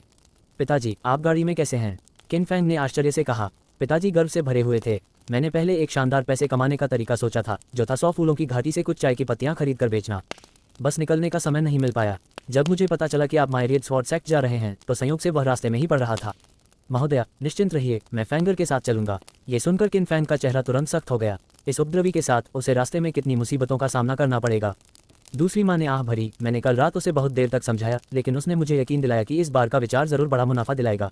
फैंगर, तुम्हें उस पर नजर रखनी होगी और उसे बेवजह पैसा बर्बाद नहीं करने देना होगा। दूसरे भाई ने भी गंभीरता से कहा, बड़े भाई, पिताजी तो बस एक साधारण व्यक्ति हैं, उन्होंने कोई साधना नहीं की है। आपको रास्ते में उनका ख्याल रखना होगा। दूसरी माँ, दूसरे भाई, आप निश्चिंत रह सकते हैं, मैं पिताजी का ख्याल रखूंगा, किन फैंग ने बेबसी से कहा। पापा, किन फैंग गाड़ी में चढ़ गया और अपने परिवार को अलविदा कहा। कोचवान के हाथों में लगाम के एक झटके से ही फुर्तीला घोड़ा आगे बढ़ गया। हालांकि दिशा जिन्यांग शहर के द्वार की ओर नहीं थी। पिताजी ने उत्सुकता से पूछा, क्या हम मायरिड स्वॉर्ड सेक्ट नहीं जा रहे हैं? हम कहाँ जा रहे हैं? किन फैंग ने जवाब दिया, जाने से पहले हमें एक और व्यक्ति को साथ लेना होगा। कुछ देर बाद गाड़ी में एक आकृति दिखाई दी। सफ़ेद बालों वाला, भूरे रंग के कपड़े पहने, अस्त व्यस्त और बेतरतीब दिखने वाला, दाहिने हाथ में कान का मैल पकड़े हुए, ये किन फैंग के सन की गुरु बूढ़े बाइली के अलावा और कौन हो सकता है। किन फैंग ने संक्षेप में उन दोनों का एक दूसरे से परिचय कराया। जब किन जियानान ने गुरुजी शब्द सुना तो उसके चेहरे के भाव में थोड़ा बदलाव आया। फिर उसने मुट्ठी बांधकर सफ़ेद बालों वाले बूढ़े व्यक्ति को प्रणाम किया। बूढ़े बाइली ने भी दूसरे पक्ष की ओर एक नज़र डाली और ज़्यादा कुछ नहीं कहा, लेकिन उनकी आंखों में जो भाव था वह काफ़ी रहस्यमय था। एक क्षण के लिए डिब्बे के अंदर का वातावरण अजीब तरह से शांत हो गया। किन फैंग को कुछ असामान्य महसूस हुआ, लेकिन उसने इस पर ज़्यादा ध्यान नहीं दिया। उसने एक आरामदायक स्थिति ढूंढी और आराम करने के लिए पीछे की ओर झुकने ही वाला था, लेकिन हवा में एक घिनौनी गंध फैली हुई थी, मानो कोई चीज़ सड़ गई हो। जब उसने आंखें खोली और चारों ओर देखा तो उसने बूढ़े व्यक्ति को अपना दाहिना पैर फैलाते हुए और अपने दाहिने पैर में ढीली पुआल की चप्पल को झाड़ते हुए देखा। पुआल की चप्पल के नीचे उसके पैर के तलवे पर कुछ काली मिट्टी लगी हुई थी और वहां से तीखी गंध आ रही थी। गुरुजी, किन फैंग का चेहरा अप्रिय हो गया। वह बोलने की कोशिश कर रहा था लेकिन हिचकिचा रहा था। क्या हुआ? बूढ़े आदमी ने अपना सिर घुमाया, अपने दाहिने हाथ से अपने पैर की उंगलियों को खुजलाया और उन्हें अपनी नाक से सूंघा। किन फैंग को जी मिचलाने लगा और उल्टी करने की तीव्र इच्छा को उसने बड़ी मुश्किल से सहन किया। वह खड़ा हुआ और बोला, यहाँ बहुत घुटन है, मैं थोड़ी ताज़ी हवा लेने बाहर जाता हूँ। इतना कहकर उसने सीधे पर्दा खोला और ब्लैक चारकोल हेड के बगल में बैठ गया, गहरी सांसें लेने लगा। युवा मालिक, बाहर बहुत ठंड है, आप अंदर क्यों नहीं रहते? ब्लैक चारकोल हेड ने सवाल किया। मुझे डर है कि अगर मैं अंदर ही रहा तो शायद अपनी पत्नी को देखने के लिए जीवित न रहूं। किन फैंग ने कड़वी शिकायत की। गाड़ी के अंदर बूढ़े आदमी बाइली ने चुप्पी तोड़ी। क्या दिखावा करना थका देने वाला नहीं है। किन जियाना ने कंधे उचकाते हुए कहा, हाँ, तुम्हारे विपरीत स्वर्गनगरी के बाहर दिखावा करने की कोई आवश्यकता नहीं होगी। दोनों ने एक पल के लिए एक दूसरे को देखा और फिर जोर से हंस पड़े। फिर भी डिब्बे के अंदर की आवाज़ बिल्कुल भी बाहर नहीं निकली। दक्षिणी क्षेत्र की आधिकारिक सड़क हुआरोन पथ पर तेजी से आगे बढ़ते हुए किन फैंग विशाल राजमार्ग की सुविधा पर आश्चर्यचकित हुए बिना नहीं रह सका। जब उन्होंने पहली बार जिन्यांग शहर से कियान शहर की यात्रा की तो उन्हें पहुंचने में पूरी रात लग गई। अब इसमें शायद 2 घंटे से ज़्यादा समय नहीं लगेगा। पेंग किंग को आज सुबह ही कियान शहर के लिए रवाना हो जाना चाहिए था। अपनी काबिलियत के दम पर वह मुनलिक पवेलियन की शाखा ज़रूर खोल पाएगा। इस तरह मैं बिना किसी झंझट के प्रबंधक बनकर हर महीने समय पर पैसे वसूल कर पाऊंगा। किन फैंग ने कभी उम्मीद नहीं की थी कि अपने पिछले जीवन में एक 996 कार्यालय कर्मचारी के रूप में वह इस जीवन में 19 वर्ष की आयु में वित्तीय स्वतंत्रता प्राप्त कर लेगा। यह मानना पड़ेगा कि पैसा होना वाकई बहुत अच्छा लगता है। वैसे वो लड़की कैसी है जिसने पुरुष का वेश धारण किया था? क्या उसके पास अभी भी मेरे 10 जार शराब ड्रंकन इमॉर्टल हैं? गैदरिंग ट्रेजर पवेलियन के संचालन के साथ शराब की कीमत कम से कम 2 गुनी हो जानी चाहिए। मुझे आश्चर्य है कि वह पैसा मेरे हाथ में कब आएगा। अपने विचारों में खोए हुए किन फैंग गाड़ी के दोनों ओर तेजी से बदलते दृश्यों को देखते रहे। ऐसा लगा जैसे पलक झपकते ही ढलता हुआ चांद चिलचिलाते सूरज में बदल गया और रात हो गई। ब्लैक चारकोल हेड को पहाड़ की तलहटी में एक खुली जगह मिली। उसने घोड़ों की लगाम एक मजबूत पेड़ से बांधी और मुड़कर कहा, हम दिन भर दौड़ते रहे हैं, घोड़ों को आराम की जरूरत है। आज रात यहीं रुकते हैं। किन फैंग ने चारों ओर नजर डाली। हुआरोन पथ ज्यादा दूर नहीं था और उनके पीछे लगातार पहाड़ ही पहाड़ थे। रात की हवा से पत्ते सरसरा रहे थे। ठीक है, उसने जवाब दिया और गाड़ी से नीचे उतर गया। एक अलाव जलाया गया, खाना तैयार किया गया और वे चारों आग के किनारे बैठकर अपने भोजन का आनंद लेने लगे। किन फैंग ने बाकी तीनों पर नजर डाली और महसूस किया कि मौजूदा स्थिति में भरपेट खाना ज़्यादा उपयुक्त होगा। रात के खाने के दौरान अगर वे चुपचाप खाना खाएं तो बहुत नीरस हो जाएगा। ये सोचकर किन फैंग ने पहल करते हुए ब्लैक चारकोल हेड्स के सैन्य अनुभवों के बारे में पूछा। जिंग शेंग ने मुंह में मौजूद भोजन को निगल लिया और युद्ध के उन वर्षों को याद करते हुए भावुक होकर आह भरी। राक्षसों की अराजक दुनिया, रात में घूमने वाले भूत, अराजकता फैलाने वाले डाकू और खेतों में बिखरे हुए शव हमेशा से इस युग का मुख्य विषय रहे हैं। उनकी डिवाइन मार्क्वेस आर्मी ने अपने सैन्य अभियानों के दौरान कई त्रासदियों का सामना किया था। कुछ राक्षस और भूत अपने हाथों के एक इशारे से पहाड़ों को मिटा सकते थे। कुछ कस्बे रातों रात नरक में बदल गए। आम लोगों के लिए तो बस जीवित रहना ही एक बड़ी घटना थी। अलाव की चटकने की आवाज़ से किन फैंग को बेचैनी महसूस हुई। उसके पिता ने शराब का प्याला उठाया और एक ही घूंट में सारी शराब पी गए। आग की टिमटिमाती रोशनी में बूढ़े आदमी का चेहरा कभी चमकता तो कभी अंधेरा होता दिख रहा था। कौन जाने कब मानव जाति शांति और समृद्धि के युग में प्रवेश करेगी। किन फैंग ने आह भरी। ये सुनकर ब्लैक चारकोल हेड, ये जानते हुए कि पिछली चर्चा कुछ हद तक गंभीर थी, ने माहौल को हल्का करने के प्रयास में विषय बदलने की पहल की और द ग्रेट कियान के प्रसिद्ध पात्रों का उल्लेख किया। राजधानी में स्थित स्वर्गीय मीनार के राष्ट्रीय शिक्षक के बारे में ज़्यादा कुछ कहने की जरूरत नहीं है। दिव्य अजगर की तरह मायावी स्वर्गीय मीनार पर ऊंचाई पर स्थित नश्वर जगत पर नजर रखते हुए ऐसी अफवाहें हैं कि अगर राष्ट्रीय शिक्षकों की गणनाएं न होती तो वर्तमान महान कियान की स्थिति बहुत खराब होती। ये सुनकर किन फैंग ने गहरी सहमति जताई और अनुमोदन में सिर हिलाया। उसके बगल में बैठे उसके पिता ने अपनी भौहें उठाईं और मुंह में रखे भोजन को चबाने लगे। बूढ़ा व्यक्ति शांत भाव से अपने पेय और मांस का आनंद लेते हुए पूरी तरह संतुष्ट रहा। राष्ट्रीय शिक्षक पर चर्चा करने के बाद ब्लैक चारकोल हेड ने शाही शहर में एक और प्रमुख व्यक्ति का उल्लेख किया जो ग्रेट कियान में सबसे शक्तिशाली मार्शल फोर्स के रूप में अफवाहों में घिरा हुआ था, दानव वध विभाग का सर्वोच्च कमांडर, दिव्य संरक्षक। उसने एक बार 8 विपत्ति चक्र वाले एक दुर्जय जानवर को एक ही प्रहार में मार डाला था और उसकी शक्ति अथाह थी। आज तक कोई नहीं जानता कि वह किस स्तर तक पहुंचा है। किन फैंग के चेहरे पर विचारमग्न भाव आ गया। उसने दानव संहार विभाग में सर्वोच्च पद, दिव्य संरक्षक के बारे में तो सुना ही था, लेकिन हैरानी की बात यह थी कि जिन पुस्तकों को उसने पढ़ा था उनमें दिव्य संरक्षक का उल्लेख तो था, पर उसका नाम कहीं नहीं था। राष्ट्रीय शिक्षक के मामले में भी जानकारी का यह विचित्र अभाव था, मानो उनके नामों को जानबूझकर मिटाने का प्रयास किया जा रहा हो। ब्लैक चारकोल हेड ने शराब का एक घूंट लिया, गला साफ किया और फिर बोला, हालांकि दिव्य संरक्षक ने स्वयं लंबे समय से कोई कार्रवाई नहीं की है, इसलिए उनके बारे में अधिकांश लोगों की धारणाएं किंवदंतियों तक ही सीमित हैं। लेकिन उनके 2 शिष्यों के बारे में आज भी चर्चा होती है। 2 शिष्य। किन फैंग ने अपना सिर उठाया। पिताजी ने अपना पे पीते हुए थोड़ी देर के लिए विराम लिया, लेकिन तुरंत ही अपने सामान्य व्यवहार में लौट आए। हे युवा स्वामी, आपने उन दोनों के नाम अवश्य सुने होंगे, न केवल सुने होंगे बल्कि आपने उनमें से एक को जिन्यांग शहर में अपनी आंखों से देखा भी होगा। किन फैंग को कुछ याद आया और वह आश्चर्यचकित होकर बोला, क्या आप दक्षिणी स्वर्गीय ड्रैगन और उत्तरी भूत सिर के बारे में बात कर रहे हैं। ब्लैक चारकोल हेड ने सिर हिलाते हुए कहा, बिल्कुल सही युवा स्वामी। अप्रत्याशित रूप से महान कियान के इतिहास के 2 प्रसिद्ध सेनापति दोनों ही दिव्य सेनापति के शिष्य हैं। अगर लियू परिवार के मुखिया ने सेना का नेतृत्व करते हुए युद्ध में भाग न लिया होता, अत्यधिक शराब न पी होती और यह कहानी न सुनाई होती, तो मुझे इस रहस्य का पता न चलता। किन फैंग ने सोच विचार करते हुए अपना सिर झुका लिया। दक्षिणी क्षेत्र के सेनापति हेवनली ड्रैगन के साथ उनका संपर्क केवल उन्हें प्राप्त नियुक्ति पत्र तक ही सीमित था, लेकिन वह नॉर्डर्न घोस्ट हेड से बहुत अच्छी तरह परिचित है। कियान शहर में आए आपदा के दौरान जब उत्तरी भूत प्रमुख ने कार्रवाई की तो वह स्थिति को पलटने में कामयाब रहा। कियान शहर जाते समय भी उन्होंने हस्तक्षेप करके उन्हें बचाया। सौभूतों की रात्रि यात्रा की रात उसने अकेले ही शक्तिशाली और विचित्र दिखने वाले राक्षसों को मार डाला। जब जिन्यांग शहर में अराजकता फैल गई तो चारों ओर से सेनाएं एकत्रित हुईं और शत्रु की सबसे शक्तिशाली लड़ाकू सेना प्रकट हुई। उत्तरी भूत प्रमुख ने ही शक्तिशाली शत्रु को पीछे धकेलने के लिए कदम बढ़ाया। ये कहना जरूरी है कि उत्तरी घोस्ट हेड के बारे में उनकी राय काफी सकारात्मक है। ब्लैक चारकोल हेड ने कहा, दरअसल अगर उस दिन जिन्यांग शहर पर आक्रमण न हुआ होता और काले चोगे में भूतिया चेहरे वाले उस व्यक्ति ने चाकू लहराते हुए लॉर्ड नॉर्डर्न घोस्ट हेड की पहचान उजागर न की होती, तो मैं भी यही सोचता कि नॉर्डर्न घोस्ट हेड मर चुका है। 18 वर्ष पूर्व घोस्ट हेड शक्तिशाली राक्षसों को वश में करने के लिए निकला था और तब से उसकी कोई खबर नहीं मिली है। पूरे ग्रेट कियान के लिए यह एक बड़ी त्रासदी थी। किन फैंग ने हल्के से सिर हिलाया और कहा, लेकिन अभी तक मुझे समझ नहीं आया, जब घोस्ट हेड मरा नहीं तो उसने उत्तरी डोमेन कमांडर का पद छोड़ने के बाद भी दोबारा क्यों नहीं दिखाया। आपको ये जानना चाहिए कि एक डोमेन कमांडर प्रथम श्रेणी के सैन्य अधिकारी के समकक्ष होता है। ग्रेट कियान में हजारों लोग उनका सम्मान करते हैं और उनके पास अपार शक्ति होती है। मुझे डर है कि लॉर्ड घोस्ट ने ऐसा क्यों किया, ये सिर्फ वही जानते हैं। ब्लैक चारकोल हेड ने सिर हिलाया और आह भरी। वह लॉर्ड घोस्ट का बहुत सम्मान करते थे। यदि महान कियान के उत्तरी क्षेत्र की अध्यक्षता अभी भी भगवान भूत के हाथ में होती तो शायद लोग कहीं अधिक निश्चिंत होते। इस समय अब तक चुप रहे बूढ़े व्यक्ति ने अचानक कहा, हर किसी के पास कुछ न कुछ ऐसा होता है जिसकी उसे रक्षा करनी चाहिए, और वह व्यक्ति भी शायद वैसा ही है। कुछ सोचते हुए किन फैंग ने पूछा, वैसे गुरुजी, उस व्यक्ति ने जिसने खुद को तलवार भूत बताया था कहा कि भूत प्रमुख स्वामी जिन्यांग शहर में एकांतवास में हैं। आप इतने शक्तिशाली बुजुर्ग हैं, लेकिन क्या आप भूत प्रमुख स्वामी की असली पहचान जानते हैं? आप जानना चाहते हैं? बूढ़े व्यक्ति ने अपना सिर घुमाया और आधे मुस्कुराते हुए चेहरे से देखा। स्वाभाविक रूप से शिष्य जानना चाहता है। कौन शिकायत करेगा अगर उसे और भी बड़े लोगों के बारे में पता हो। किन फैंग ने मन ही मन सोचा। दरअसल वह व्यक्ति बूढ़ा आदमी बोलने ही वाला था। किन फैंग और ब्लैक चारकोल हेड ने भी अपने कान खड़े कर लिए और ध्यान से सुनने लगे। हालांकि इसी क्षण बगल से खांसी का एक जोरदार दौरा पड़ा। पिताजी, क्या आप ठीक हैं? पिताजी ने हाथ हिलाते हुए अपने मुंह की ओर इशारा किया। मैंने अभी बहुत जल्दी खाना खा लिया और मेरा गला चोक हो गया। किन फैंग ने तिरस्कारपूर्ण भाव दिखाते हुए सोचा, कोई तुमसे प्रतिस्पर्धा नहीं कर रहा, इतनी जल्दी क्यों? उन्होंने कहा, गुरुजी कृपया जारी रखिए। बूढ़े आदमी ने अपना शराब का प्याला उठाया, उसकी ओर देखा और फिर बोला, भूत सिर की पहचान इतनी उच्च कोटि की है, मुझ जैसे बूढ़े आदमी को इसके बारे में कैसे पता चल सकता है? ये कहने के बाद उसने अपना सिर झुकाकर कटोरे में रखी शराब उड़ेल दी। अगर तुम्हें नहीं पता तो तुम इतना गुप्त क्यों हो रहे हो? किन फैंग का चेहरा सख्त हो गया और उसने मन ही मन गुस्से से थूक दिया। वह एक शांतिपूर्ण रात थी। खैर, इसे पूरी तरह से घटनाहीन नहीं कहा जा सकता। घने पहाड़ी जंगल में देर रात जानवरों के दहाड़ने और भूतों के चिल्लाने की आवाजें गूंज रही थीं, जिससे किन फैंग को कुछ बेचैनी हो रही थी। हालांकि कुछ ही समय बाद दर्द भरी चीखों की एक श्रृंखला सुनाई दी और अंततः पहाड़ी जंगल में फिर से सन्नाटा छा गया। ब्लैक चारकोल हेड ने बताया कि पहाड़ों में रहने वाले राक्षसी जीवों की अपनी क्षेत्रीय भावना होती है, जिससे पता चलता है कि उनके बीच क्षेत्रीय विवाद रहा होगा, जिसने विजेताओं और हारने वालों का निर्धारण किया होगा। लेकिन किन फैंग को यह एहसास होता रहा कि मामला इतना आसान नहीं है। इसके अलावा उनके पिता को रात में बार बार पेशाब आने की समस्या थी। क्या ये गुर्दे की किसी खराबी का संकेत हो सकता है?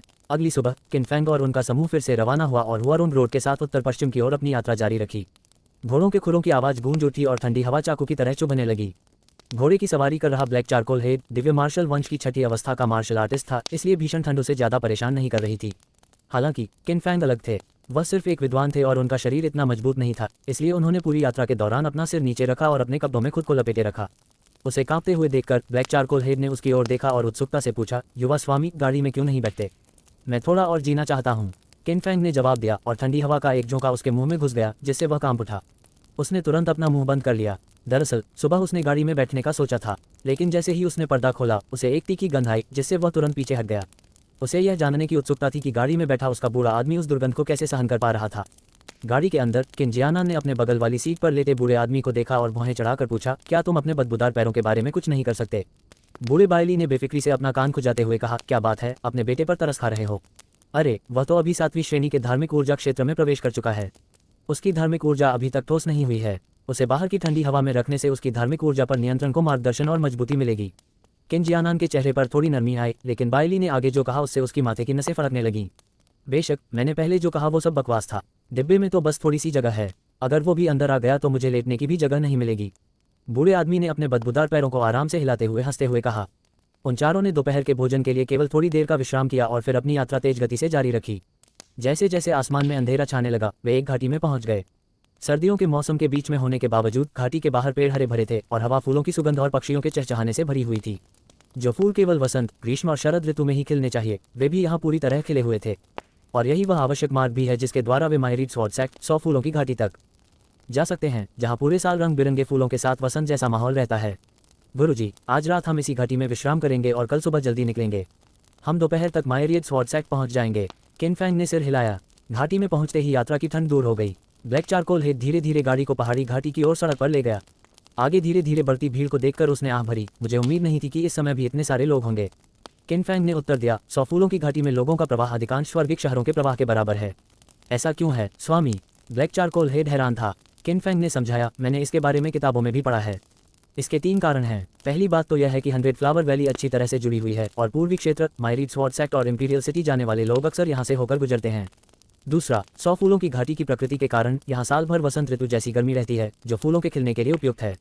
साथ ही यहाँ चाय की पत्तियों का प्रचुर उत्पादन होता है जिसके कारण कई व्यापारी खरीदारी करने आते हैं। तीसरा, 100 फूलों की घाटी में प्रसिद्ध रूज ऑफ वाटर पाउडर और उत्तम चाय के फूल पाए जाते हैं।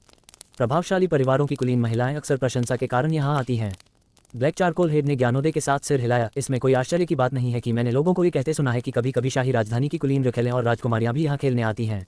जब दोनों बातें कर रहे थे तभी बूढ़े व्यक्ति ने पर्दा खोला और उत्साह से आगे देखते हुए कहा, ये 100 फूलों की घाटी है।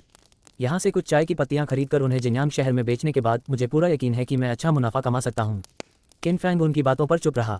100 फूलों की घाटी की चाय की पत्तियां महान कियान राजवंश में प्रसिद्ध थीं और कई व्यापारी उन्हें खरीदने के लिए यहाँ आते थे। हालांकि यहाँ की चाय की पत्तियां बहुत महंगी हैं जो आमतौर पर केवल धनी और कुलीन वर्ग के लिए ही वहनीय हैं। जिन्यांग शहर ने अभी अभी स्वर्गिक शहर बनने की दहलीज को छुआ है और अधिकांश निवासी आम लोग हैं जो इतनी महंगी चाय नहीं खरीद सकते। इसके अलावा उस बुजुर्ग व्यक्ति की आर्थिक स्थिति को देखते हुए क्या उसके पास इस तरह की खरीदारी करने के लिए पर्याप्त चांदी है? इस तरह सोचते हुए किन फैंग ने देखा कि बूढ़े व्यक्ति ने अपनी हथेली आगे बढ़ाई और उसे उसके सामने रख दिया। किन फैंग ने अपनी भौहें ऊपर उठाते हुए बेचैनी महसूस की। तुम्हारा क्या मतलब है? चाय की पत्तियां खरीदना एक बड़ा खर्चा है। आप मुझे पहले कुछ पैसे उधार दे सकते हैं। चाय बेचने के बाद मुझे कुछ मुनाफा होगा। मैं आपको मूलधन ब्याज सहित लौटा दूंगा। बूढ़े व्यक्ति ने आत्मविश्वास से कहा। मुझे पता था ऐसा ही होगा। किन फैंग ने अपना माथा छुआ। तुम कितना उधार लेना चाहते हो? पिताजी ने एक पल सोचा और फिर एक उंगली उठाई। 10,000 टैल्स। किन फैंग सोच में डूबा हुआ लग रहा था। उसके लिए ये रकम बहुत ज़्यादा नहीं थी। इसके अलावा 100 फूलों की घाटी की चाय काफ़ी मशहूर थी और भले ही इससे पर्याप्त मुनाफा न हो फिर भी इस उद्यम में उनके पिता को नुकसान होने की संभावना नहीं थी। सरल शब्दों में कहें तो यह अपेक्षाकृत सुरक्षित निवेश था। विकल्पों पर विचार करने के बाद किन फैंग ने सिर हिलाया और भंडारण रिंग से पैसे निकालने का इरादा किया। हालांकि उसके पिता हिचकिचाते हुए बोले, क्या 1000 ताइल बहुत ज़्यादा होंगे? 500 ताइल कैसे रहेंगे? 1000 ताइल का जिक्र सुनते ही किन फैंग का चेहरा सख्त हो गया। क्या वर्षों के नुकसान और गरीबी ने उनके पिता की कल्पनाशीलता को सीमित कर दिया था? इतनी कम रकम से 100 फ्लावर वैली में चाय कैसे खरीदी जा सकती थी? छोड़ो भी, बेटे के नाते मैं पिताजी को 100 फूलों की घाटी में अपमानित नहीं होने दे सकता। ऐसा सोचते हुए किन फैंग ने आह भरी और 600 ताइल चांदी सौंप दी। पिताजी ने इसे सहर्ष स्वीकार कर लिया। गाड़ी के अंदर बैठे बूढ़े व्यक्ति ने यह दृश्य देखकर एक अजीब सा भाव प्रकट किया, लेकिन उसने ज़्यादा कुछ नहीं कहा। ब्लैक चारकोल हेड ने गाड़ी चलाई और भीड़ के पीछे पीछे 100 फ्लावर वैली की ओर चल पड़ा। कुछ मील चलने के बाद आसपास का नज़ारा अचानक खुल गया। घाटी के अंदर फूल पूरी तरह खिले हुए थे जिससे बाहर के दृश्य की तुलना में कहीं अधिक मनमोहक दृश्य बन रहा था। रंग बिरंगे जालीदार आवरण से ढके हुए मनमोहक मंडप और मीनारें जमीन से उठ खड़ी हुई जो किसी परिलोक की तरह लग रही थीं। कुछ ही दूरी पर नक्काशीदार बीमों और जैद के खंभों से सजा एक भव्य द्वार था। प्रवेश द्वार के दोनों ओर रंगीन पोशाक पहने 2 सुंदर और आकर्षक युवतियां खड़ी थीं। वे मुस्कुराती हुई राहगीरों से या तो उन्हें सीधे जाने देती या बदले में कुछ मांगती। किन फैंग ने सरसरी नज़र से दोनों युवतियों के सुडौल सीने पर डाली और उन पर कढ़ाई किए हुए कैमेलिया के पैटर्न देखे। तुरंत ही वह समझ गया कि वे 100 फूल संप्रदाय की शिष्याएं हैं। 100 फूलों की घाटी के भीतर 100 फूलों का संप्रदाय स्थित था जो मूल रूप से इस स्थान के प्रबंधक थे। शिष्यों में से 80% से अधिक लड़कियां थीं और वे सभी सुंदर थीं। यदि आप 100 फ्लावर्स वैली में प्रवेश करना चाहते हैं तो आपको उनके नियमों का पालन करना होगा। यदि आप इस स्थान से गुजरते हैं तो एक महिला शिष्या आपको घाटी से बाहर ले जाएगी और आपको यहाँ ज़्यादा देर तक नहीं रुकना चाहिए। यदि आप घाटी में रहना चाहते हैं तो आपको प्रति व्यक्ति 2 चांदी के सिक्के देने होंगे, जो कि कुल संख्या के अनुसार होंगे। इसके अलावा एक और तरीका है, आप एक कविता लिख सकते हैं। यदि 100 फूलों की घाटी के लोगों को वह कविता पसंद आती है तो आपको भव्य आंगन में प्रवेश करने के लिए चुना जाएगा, जहां आपकी कविता की सराहना की जाएगी। यह उल्लेख करना महत्वपूर्ण है कि जो लोग दूसरी विधि का उपयोग करके 100 फूलों की घाटी में रहते हैं वे जीवन भर स्वतंत्र रूप से आ जा सकते हैं, अनिवार्य रूप से एक सम्मानित सुपर वीआईपी होने की तरह। हालांकि जब से 100 फूलों की घाटी प्रसिद्ध हुई है तब से सुरुचिपूर्ण आंगन के लिए चुनी गई कविताओं की संख्या 10 से अधिक नहीं हुई है, जो इस कार्य की अत्यधिक कठिनाई को दर्शाती है। 4 लोग शीघ्र ही भव्य 100 फूलों की घाटी के द्वार पर पहुंच गए। द्वार की रखवाली कर रही दोनों आकर्षक लड़कियां जब विद्वान के वस्त्रों में सजे एक सुंदर व्यक्ति किनफेंग को देखा तो उनकी आंखें चमक उठीं। हर दिन तरह तरह के लोग 100 फ्लावर वैली आते जाते थे। इतने सालों तक द्वार की रखवाली करते हुए उन्होंने कभी इतना सुंदर युवक देखा था क्या? उन्होंने तुरंत मुस्कुराना शुरू कर दिया और आगे बढ़ गए। क्या आप हमारी धरती से गुजरने आए हैं या 100 फूलों की घाटी में रात बिताने आए हैं? बाईं ओर खड़ी लड़की ने हल्की हंसी के साथ किनफेंग की ओर देखे बिना नहीं रह सकी। हम 4 लोग हैं और यहाँ एक रात रुकने का इरादा रखते हैं, ब्लैक चारकोल हेड ने अपने घोड़े की लगाम कसते हुए उत्तर दिया। ये सुनकर द्वारपाल ने सिर हिलाया और धीरे से कहा, क्या आप यहाँ के नियम जानते हैं? अगर आप 100 फूलों की घाटी में रहना चाहते हैं तो प्रत्येक व्यक्ति को 2 चांदी के सिक्के छोड़ने होंगे। तो आप चारों के लिए कुल 8 सिक्के होंगे। ठीक है, किनफेंग ने कहा और पैसे निकालने के लिए अपने भंडार घर में हाथ डाला। लेकिन तभी दूसरी लड़की ने कहा, हालांकि एक और नियम है। अगर तुम कविता लिख सकती हो और एलिगेंट कोर्ट में प्रवेश के लिए चुनी जाती हो तो तुम्हें एक भी पैसा नहीं देना पड़ेगा। इसके अलावा अब से तुम 100 फ्लावर वैली में बिना किसी रोक टोक के आ जा सकती हो। मुझे लगता है कि युवा स्वामी एक विद्वान की तरह दिखते हैं। क्या आप इसे आजमाना चाहेंगे? उसने किनफेंग को तीखी निगाहों से देखते हुए कहा। बोलते समय लड़की किनफेंग को देखती रही, उसकी आंखें भावनाओं से भरी हुई थीं।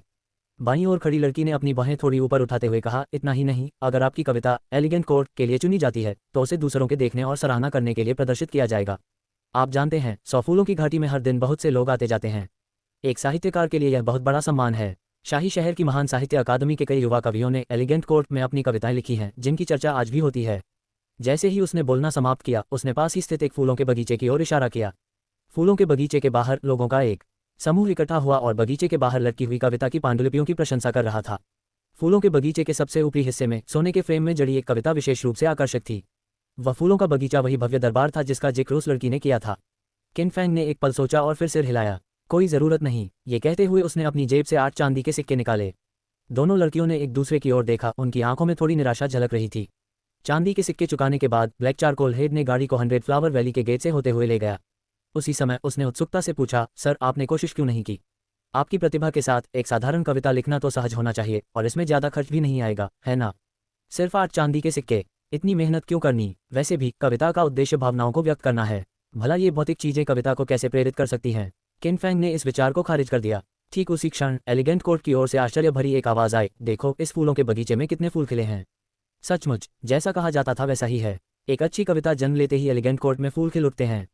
इन फूलों की कलियां जो अभी केवल 60% ही खिली थीं, अभी भी खिल रही हैं। अविश्वसनीय, क्या ये कविता एक नई काव्यकृति बन सकती है? नक्काशीदार बीमों और जेड के खंभों वाले भव्य द्वार के प्रवेश द्वार पर 2 द्वारपाल लड़कियों ने शोर सुना। उन्होंने आवाज की दिशा में अपना सिर घुमाया, उनके छोटे छोटे मुंह थोड़े खुले हुए थे और उनकी सुंदर आंखें चौड़ी हो गईं। बाईं ओर खड़ी लड़की ने कहा, फूल 70% खिल चुके हैं। जल्दी करो, जाकर कबीले के मुखिया को खबर दो। एक और प्रसिद्ध कविता को भव्य आंगन के लिए चुना गया है। ठीक है, मैं अभी चलती हूँ। मोटी लड़की घाटी की ओर दौड़ी, उसकी छाती लहरों की तरह ऊपर नीचे हो रही थी। युवा स्वामी, इसे देखिए। काले कोयले के सिर ने उत्सुकता भरे भाव से सुंदर आंगन की ओर इशारा किया। जो आंगन कभी फूलों की कलियों से भरा रहता था वह अब तरह तरह के रंग बिरंगे और खूबसूरत फूलों से खिल उठा था, जिनसे मनमोहक सुगंध निकल रही थी। गहन चिंतन में डूबे किनफेंग को अतीत के उस बुजुर्ग व्यक्ति की साहित्यिक भट्टी की याद आ गई। वह यंत्र कविता की गुणवत्ता के आधार पर धुआं उत्सर्जित करता था और जितना अधिक धुआं निकलता था कविता उतनी ही बेहतर होती थी। ऐसा प्रतीत होता था कि एलिगेंट कोर्टयार्ड भी इसी तरह का एक अनमोल खजाना था, लेकिन धुएं के बजाय इसमें खिलते हुए फूलों का इस्तेमाल किया गया था। गाड़ी के अंदर पिता और बूढ़े व्यक्ति दोनों ने शोर सुना। उन्होंने पर्दा उठाया और भव्य आंगन की ओर देखा। बाद वाले ने भावहीन होकर कविता की किताबों पर एक नज़र डाली और वापस गाड़ी में लेट गया। गड़बड़ी का कारण समझने के बाद पिताजी ने बुदबुदाते हुए कहा, मुझे लगा कि वे अच्छी चाय की पत्तियों के लिए लड़ रहे थे। इतना कहकर उसने पर्दा वापस उठा लिया। युवा स्वामी, क्या आप एक नज़र डालना चाहेंगे? शिंग शिंग ने पूछा। किनफेंग की आंखों में सुनहरी रोशनी चमक उठी जब उसने भव्य आंगन के बाहर लिखी कविताओं पर नजर डाली, जो हवा, फूल, बर्फ, चंद्रमा और सुंदर महिलाओं के विषय पर आधारित थीं। ये तर्कसंगत था। 100 फ्लावर्स वैली जैसी जगह स्वाभाविक रूप से भव्यता पर केंद्रित होती है। कुछ कविताएं बुरी नहीं थीं, जबकि अन्य अत्यधिक अलंकृत और कुछ हद तक औसत दर्जे की थीं। हालांकि सोने के फ्रेम में जड़ी कविताएं वास्तव में एक भव्यता बिखेर रही थीं। संभवतः यह उल्लेखित काव्य मुकुट के कारण था। फूलों के आंगन की ओर पीछे मुड़कर देखने पर, जो अब 80% खिल चुका था, शेष फूल खिलना बंद हो गए। सभी ने अफसोस भरी आह भरी, क्योंकि पिछली कविता प्रतियोगिता में 80% की बढ़ोतरी हुई थी और आज की कविता उस स्तर को पार नहीं कर पाई थी। फिर भी इससे कवि की प्रशंसा करने से सभी लोग नहीं रुके। आखिरकार इस तरह के दृश्य न जाने कितने समय से दिखाई नहीं दिए थे। द्वारपाल लड़की खुशी खुशी हरे रंग के कपड़े पहने एक युवक के पास गई और कुछ कहा। शायद हरे वस्त्र पहने वह युवक कवि था। किन फैंग ने उसकी पीठ की ओर देखा और सिर हिलाते हुए कहा, चलो चलते हैं। मैं कहीं और घूमने जाना चाहता हूँ, यहाँ समय बर्बाद नहीं करना चाहता।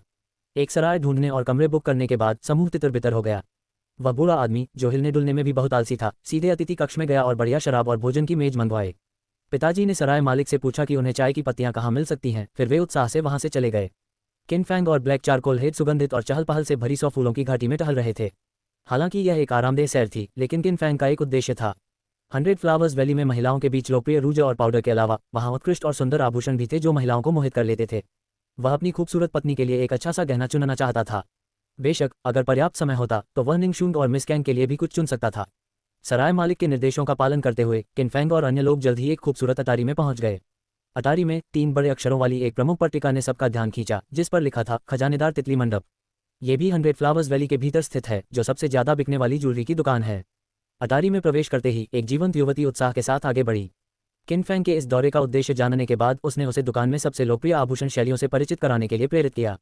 इस दौरान किन फैंग ने ब्लैक चारकोल हेड की राय भी ली, लेकिन उन्हें जवाब मिला कि मिस बचपन से ही मार्शल आर्ट और तलवारबाजी का अध्ययन कर रही हैं और उन्हें इन महिलाओं के सामान में कोई दिलचस्पी नहीं है।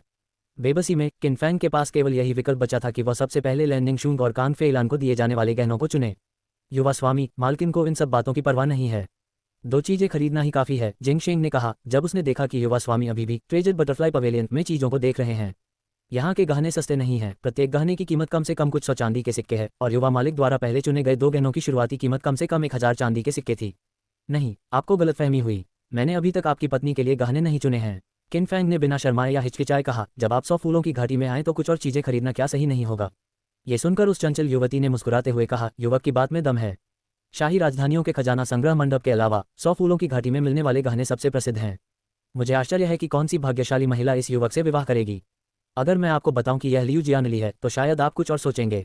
किन फैंग ने जवाब नहीं दिया, बल्कि पूछा, इनके अलावा और भी गहने हैं क्या? मैंने देखा कि आपके पास कुल 3 मंजिलें हैं, क्या आप मुझे ऊपर ले जाकर दिखा सकते हैं?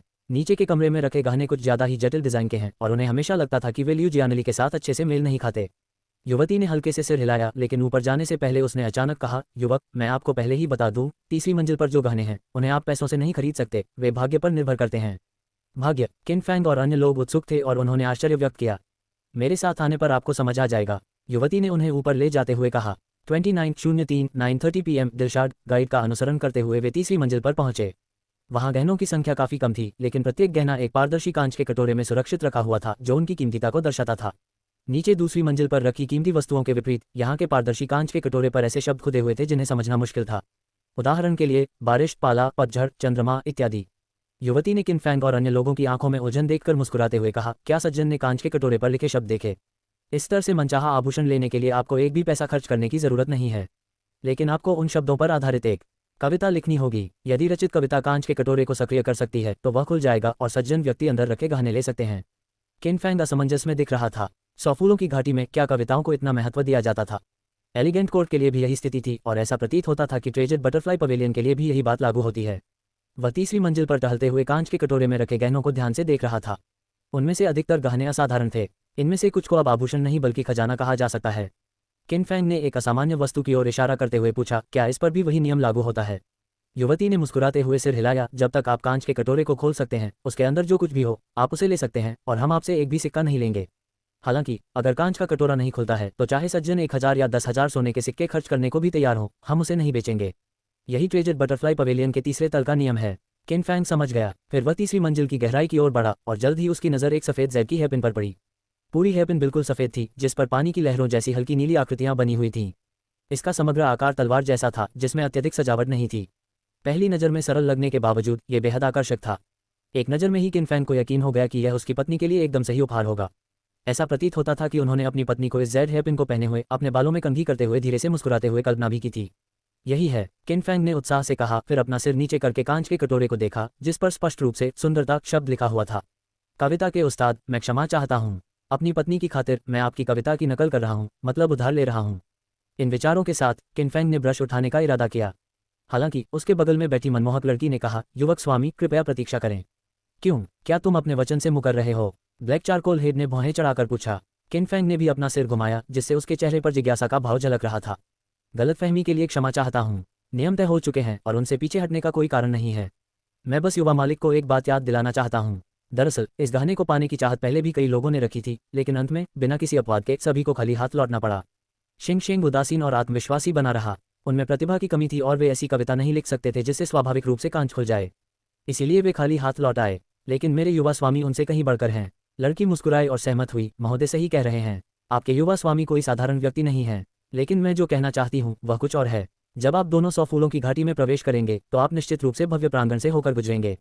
क्या आपने वहां सोने के फ्रेम में जड़ी हुई कविता की पांडुलिपि देखी है? क्या आप कविता के मुकुट के बारे में बात कर रहे हैं? किन फैंग ने पूछा। लगता है कि युवा गुरु ने इसे देख लिया है। सच कहें तो जिस युवक ने पहले ये कविता लिखी थी उसकी नज़र भी इस जेड हैपन पर थी।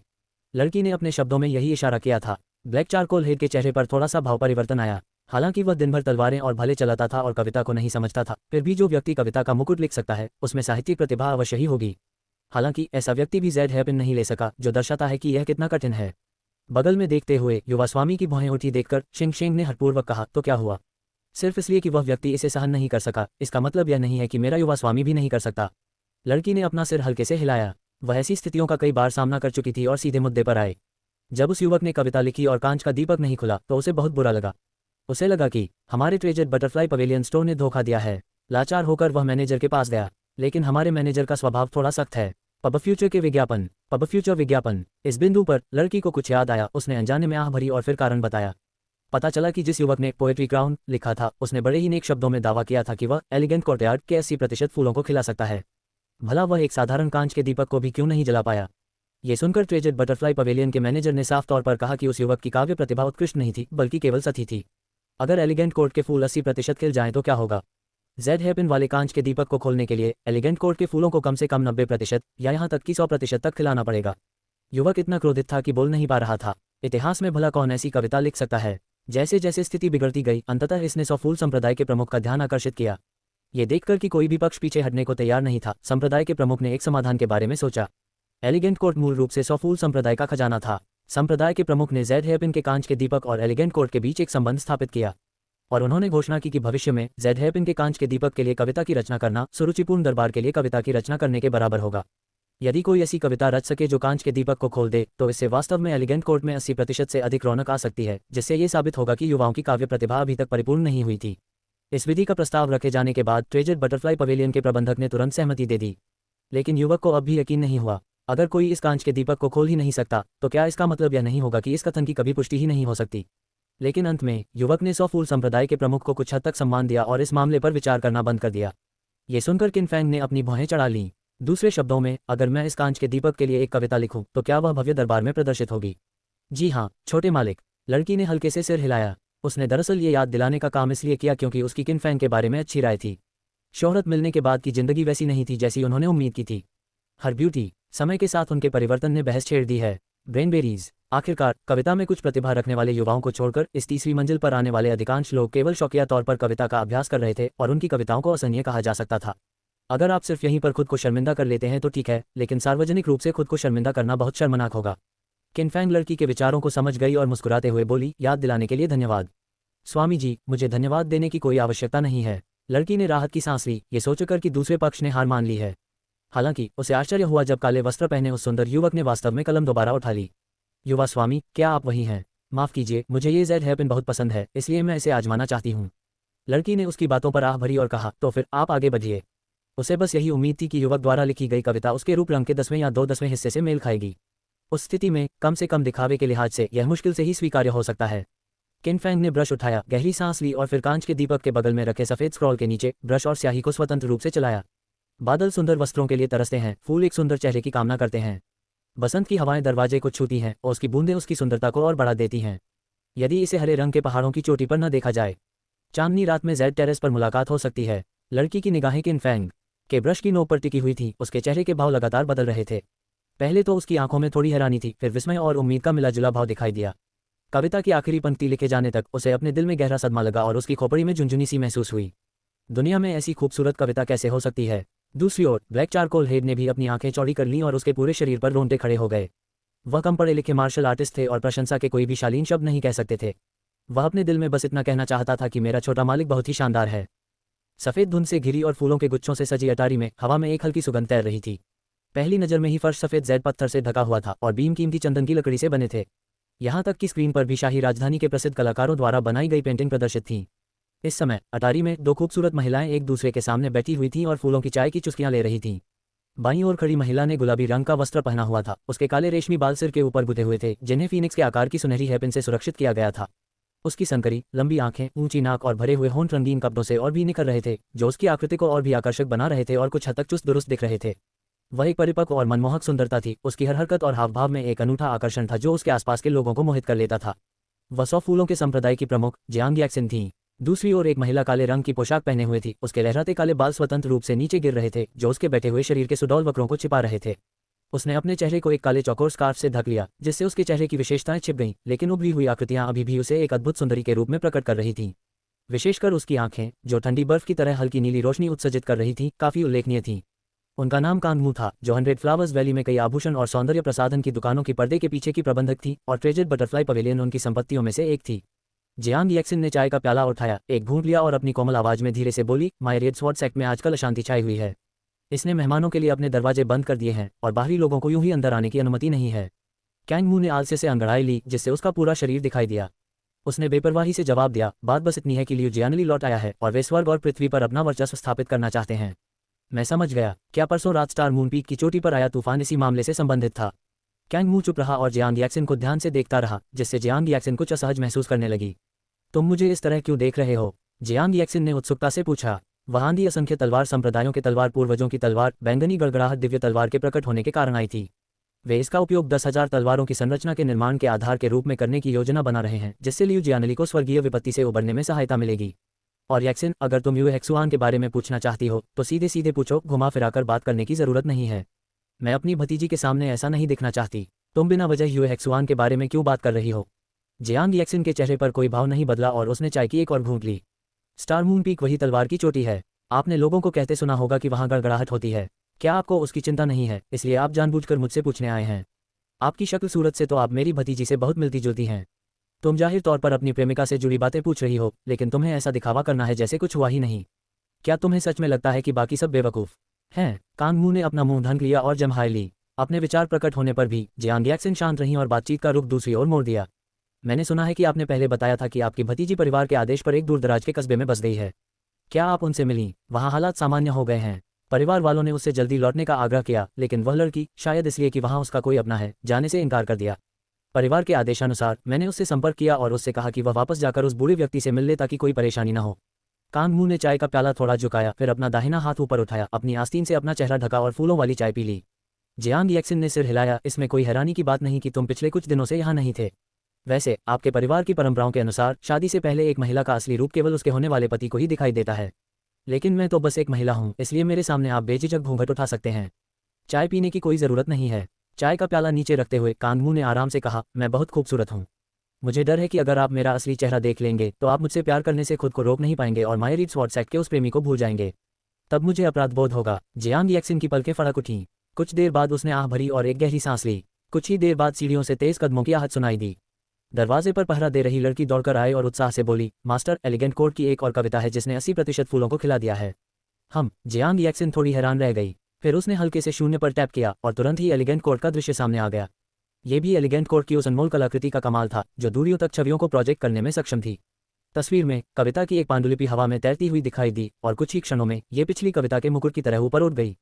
उसने इसे ध्यान से पढ़ा और प्रशंसा किए बिना नहीं रह सकी। अचानक, इतने वर्षों के बाद मैंने एक और उत्कृष्ट कृति देखी है। सामने काले कपड़े पहने, बिना सिर उठाए मेज पर आलस से लेटी उस खूबसूरत महिला को देखकर जियांग याक्सिन के मन में जिज्ञासा जाग उठी। क्या तुम आमतौर पर साहित्यिक चीजों की सबसे ज्यादा शौकीन नहीं हो? आज एक उत्कृष्ट कृति सामने आई है, फिर भी तुम में कोई दिलचस्पी क्यों नहीं दिख रही? अरे, आपके 100 फ्लावर्स सेक्ट्स एलिगेंट कोर्ट में शायद सराहना करने की क्षमता ही नहीं है। चुनी हुई कविताएं और छंद ज्यादा से ज्यादा बस पढ़ने लायक ही हैं। जियांग याक्सिन समझ गई कि दूसरे पक्ष का कोई छिपा हुआ इरादा है। जिस युवक ने कभी क्राउन कविता लिखी थी, वह ट्रेजर्ड बटरफ्लाई पवेलियन में क्रिस्टल लैम्प को भी सक्रिय नहीं कर पा रहा था। मुझे पता है कि आपके मानदंड ऊंचे हैं, लेकिन क्या आपने कभी सोचा है कि महान कियान की काव्य कला लंबे समय से कमजोर रही है? ऐसी उत्कृष्ट रचना करना आसान नहीं है। आपको ये भी पता होना चाहिए कि राजधानी स्थित शाही अकादमी से आने वाले कवियों में से भी कुछ ही ऐसे हैं जो अपनी कविताएं उस भव्य प्रांगण में अंकित कर पाते हैं। हे कांगमू ने इसे नजरअंदाज कर दिया और मुस्कुराए। उसके लिए शाही अकादमी के विद्वान महज कुछ साधारण लोग थे जो कविता नहीं लिख सकते थे।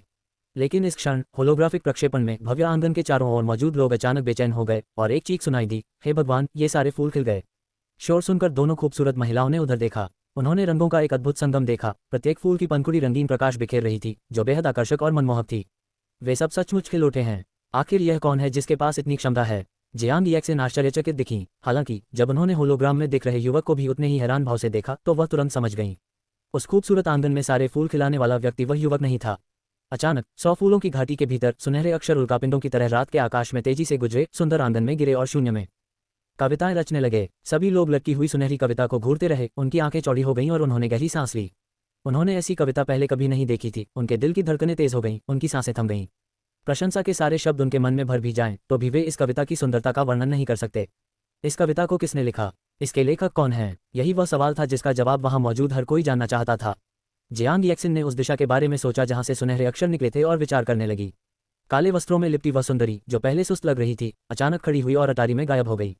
मास्टर, शिकायत दर्ज कराने आई लड़की थोड़ी असमंजस में थी। चलिए ट्रेजर बटरफ्लाई पवेलियन चलते हैं। किन फैंग ने खिड़की के बाहर चमकती हुई कविताओं पर एक नज़र डाली, लेकिन उन पर ज्यादा ध्यान नहीं दिया क्योंकि उसके सामने जेड हेयरपिन वाला क्रिस्टल लैंप धीरे धीरे खुल गया था। एक सफेद धुंध पानी की भाप की तरह फैल गई जिससे इस जेड हेयरपिन की असाधारण प्रकृति प्रकट हुई। आगे चल रही लड़की अभी भी पिछली कविता में डूबी हुई थी और खुद को उससे बाहर निकालने में असमर्थ थी जब तक कि किन फैंग ने बात नहीं की जिसने उसे वास्तविकता में वापस लाया। कांच का कटोरा पहले ही खोला जा चुका है तो क्या मैं अब ये जेड की हेयरपिन ले सकती हूँ? लड़की ने हैरानी से सिर हिलाया। उसने अभी अभी एक उत्कृष्ट रचना लिखी थी लेकिन उसके चेहरे पर कोई भाव नहीं बदला। वह केवल जेड रंग की हेयरपिन पर ही ध्यान केंद्रित किए हुए था। ये सुनकर किन फैंग ने झट से जेड की बाली उठा ली। उसे पकड़ते ही उसे ठंडक का एहसास हुआ जिससे उसे काफी सुकून मिला। उसका मूल इरादा जेड की हेयरपिन को स्पेशल रिंग में लगाने का था, लेकिन उसे आश्चर्य हुआ कि वह उसमें फिट नहीं हो सकी। इससे ये स्पष्ट होता है कि यह जेड पत्थर की हेयरपिन एक उच्च गुणवत्ता वाला खजाना थी। किन फैंग मन ही मन बहुत खुश हुआ, लेकिन उसने शांति से जेड की बाली को अपने आलिंगन में रख लिया। उसने बगल में खड़े काले सिर वाले व्यक्ति से लापरवाही से कहा, अब जब हमारे पास जेड की बाली है तो चलो चलते हैं। अरे ओह ठीक है युवा स्वामी। काला कोयला सिर भी थोड़ा हैरान लग रहा था। वे दोनों जाने ही वाले थे। ये देखकर लड़की ने तुरंत प्रतिक्रिया दी और बोली, युवक, क्या आप ऐसे ही जा रहे हैं? क्या तुम पीछे हटना चाहते हो? किन फैंग ने भौहें चढ़ाईं। बिल्कुल नहीं, बात बस इतनी सी है कि आपने जो कविता रची है, क्या आप तब तक यही नहीं रुकना चाहेंगे जब तक कि सोपुष्प संप्रदाय के लोग ना आ जाएं और सबको यह न बता दे कि कविता आपने लिखी है? विद्वानों के लिए यह बहुत बड़ा सम्मान है। किन फैंग ने अपनी भौहें उठाईं, हाथ हिलाया और कहा, कोई ज़रूरत नहीं। मुझे हमेशा से प्रसिद्धि और धन से कोई लगाव नहीं रहा है और मुझे इन प्रतिष्ठाओं की परवाह नहीं है। बेशक सबसे महत्वपूर्ण बात खजाना हासिल करना था। वह नहीं चाहता था कि बहुत से लोगों को पता चले और उसे ये भी डर था कि ट्रेजर बटरफ्लाई पवेलियन का मैनेजर आने के बाद अपना इरादा बदल सकता है।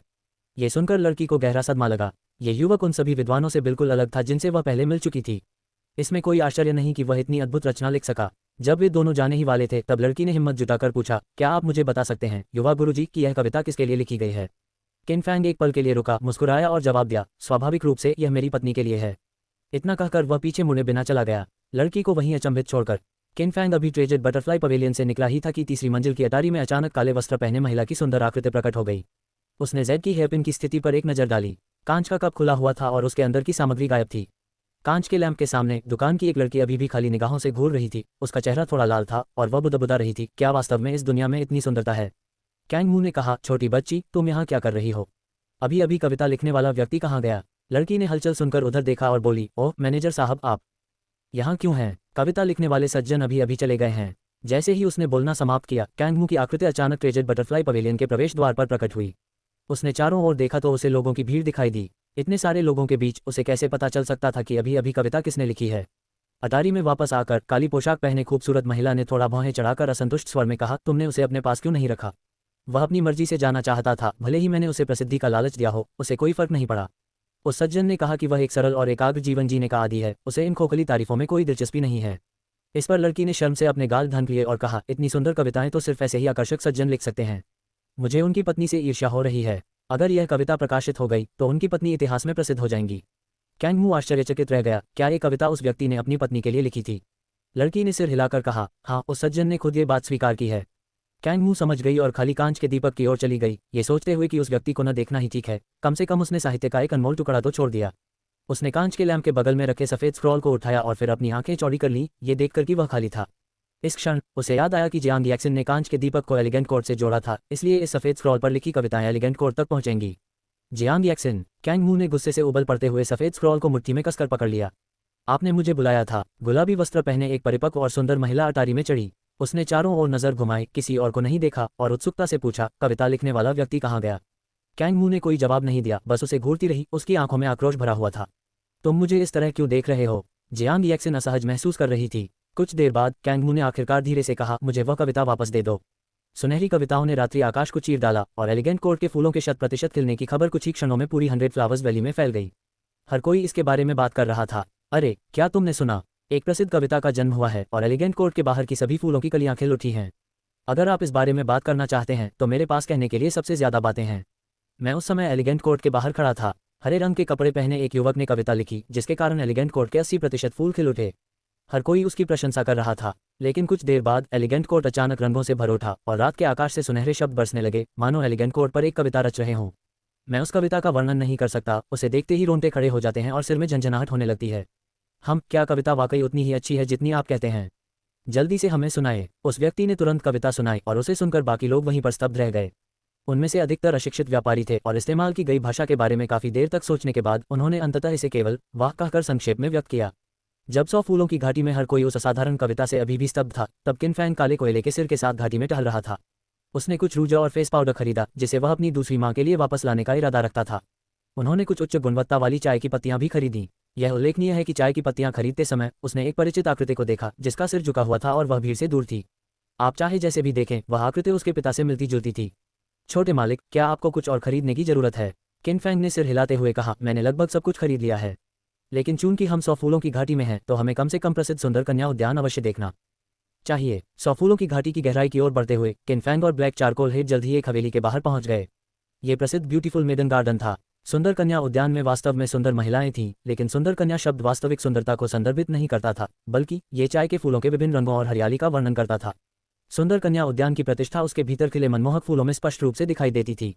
महल के बाहर रंग बिरंगे कपड़े पहने कई युवतियां भीड़ का अभिवादन कर रही थीं और व्यवस्था बनाए रख रही थीं। उनके वस्त्रों पर बने पैटर्न से यह स्पष्ट था कि ये 100 फूलों के संप्रदाय के शिष्य थे।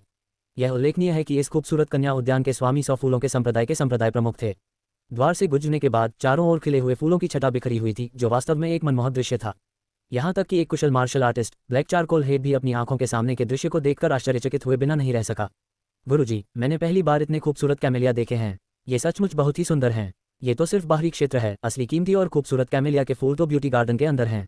किनफैंग ने मुस्कुराते हुए जवाब दिया और एक खास जगह की ओर इशारा किया।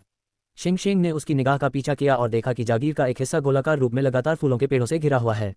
उस घेरे के बाहर भी कई लोग जमा हो गए थे। जिज्ञासावश ब्लैक चारकोल हेड ने पूछा, वे लोग बाहर ही क्यों इंतजार कर रहे हैं, अंदर क्यों नहीं जा रहे हैं? किनफैंग ने समझाया, अंदर उगने वाली कैमेलिया की किस्में बेहद मुश्किल से उगाई जाती हैं और बहुत नाजुक होती हैं। जरा सी भी गलती से इन्हें नुकसान पहुंच सकता है। इतनी मेहनत से उगाई गई कैमेलिया को बचाने के लिए 100 फूलों के संप्रदाय के गुरु ने एक नियम बनाया है। अंदर जाकर कैमेलिया को देखने के लिए फूल पहचानने की परीक्षा पास करना जरूरी है। आखिर फूलों को सही मायने में समझने वाले ही इन कीमती कैमेलिया को गलती से नुकसान नहीं पहुंचाएंगे। अच्छा ऐसा है। भीड़ के पास पहुंचते ही उन्होंने आगे की ओर देखा। युवतियों के एक समूह ने रास्ता रोक दिया। प्रत्येक के हाथ में कैमेलिया के फूलों से भरा एक गमला था। रंग विविध और बेहद खूबसूरत थे। कभी कभी कोई आगे बढ़कर युवती के हाथों में मौजूद फूल की ओर इशारा करता और कैमेलिया का नाम बताता। यदि वे 3 या अधिक फूलों की सही पहचान कर लेते तो वे फूल पहचान परीक्षा उत्तीर्ण कर लेते और उन्हें अंदर जाने की अनुमति मिल जाती। हालांकि इतना समय बीत जाने के बावजूद कोई भी सफल नहीं हो पाया था। ब्लैक चारकोल हेड ने हैरानी से पूछा, मास्टर, क्या ये फूल बहुत दुर्लभ हैं? इतने सारे लोग आते हैं, फिर भी इतने कम लोग एक भी सवाल का सही जवाब क्यों दे पाते हैं? किनफैंग ने उत्तर दिया, दुनिया में अनेक प्रकार के फूल हैं और यहाँ के कैमेलिया 100 फूलों के संप्रदाय द्वारा विशेष तकनीकों से उगाए गए दुर्लभ नमूने हैं। इन्हें इनके नाम से पुकारना आसान नहीं है। गुरुजी, क्या आप इन फूलों को पहचान सकते हैं? किनफैंग ने हल्की सी मुस्कान के साथ कहा, चलिए आगे बढ़कर कोशिश करते हैं, तभी हमें पता चलेगा। फूलों की पहचान करने के कई असफल प्रयासों के बाद निराश लोग वापस भीड़ में लौट गए। समय बीतने के साथ साथ अन्य लोगों का भी आत्मविश्वास कम हो गया और वे आगे बढ़ने की बजाय किनारे से ही देखने का साहस करने लगे। शायद अपने चिड़चिड़े स्वभाव के कारण एक धनी व्यापारी ने एक कैमेलिया की ओर इशारा करते हुए, जिसे उसने अभी अभी गलत पहचान लिया था, गुस्से से कहा, आप स्पष्ट रूप से हमें अंदर नहीं आने देना चाहते। ये कैमेलिया तो बर्फ में चलकर बेर के फूल ढूंढने वाली है। मैंने जो कहा उसमें क्या गलत है? फूल पकड़े लड़की नाखुश लग रही थी। वे लोग विवेकहीन और गुस्सैल स्वभाव के लोगों को बिल्कुल पसंद नहीं करते थे। पहले वे शायद समझा देते, लेकिन समय के साथ उन्हें समझ आ गया था कि ऐसे लोगों को समझाने का कोई फायदा नहीं, इसलिए उन्होंने जवाब देना ही छोड़ दिया। ये देखकर व्यापारी को लगा कि उसने सही निशाना साधा है और उसने अपने विरोध को और भी उग्र बना दिया, जिससे एक अप्रिय दृश्य उत्पन्न हो गया। अन्य लोगों ने भी कैमेलिया के फूल की ओर इशारा किया और उस पर टिप्पणी की। कुछ लोग व्यापारी से सहमत थे, कुछ निर्णायक थे, बस एक तरफ खड़े होकर विचार कर रहे थे। अपने संप्रदाय के गुरु को बुलाओ, आज तो स्पष्टीकरण देना ही होगा। कुछ समर्थकों के साथ व्यापारी ने जोर से चिल्लाया। हालात कुछ हद तक बेकाबू हो गए थे। ठीक उसी क्षण शोरगुल भरी भीड़ के बीच दो आवाजें एक साथ बोली, ये कैमेलिया बर्फ में चलकर बेर के फूलों की तलाश में जाने वाला नहीं है, बल्कि सुंदर झुकी हुई ऑर्किड है।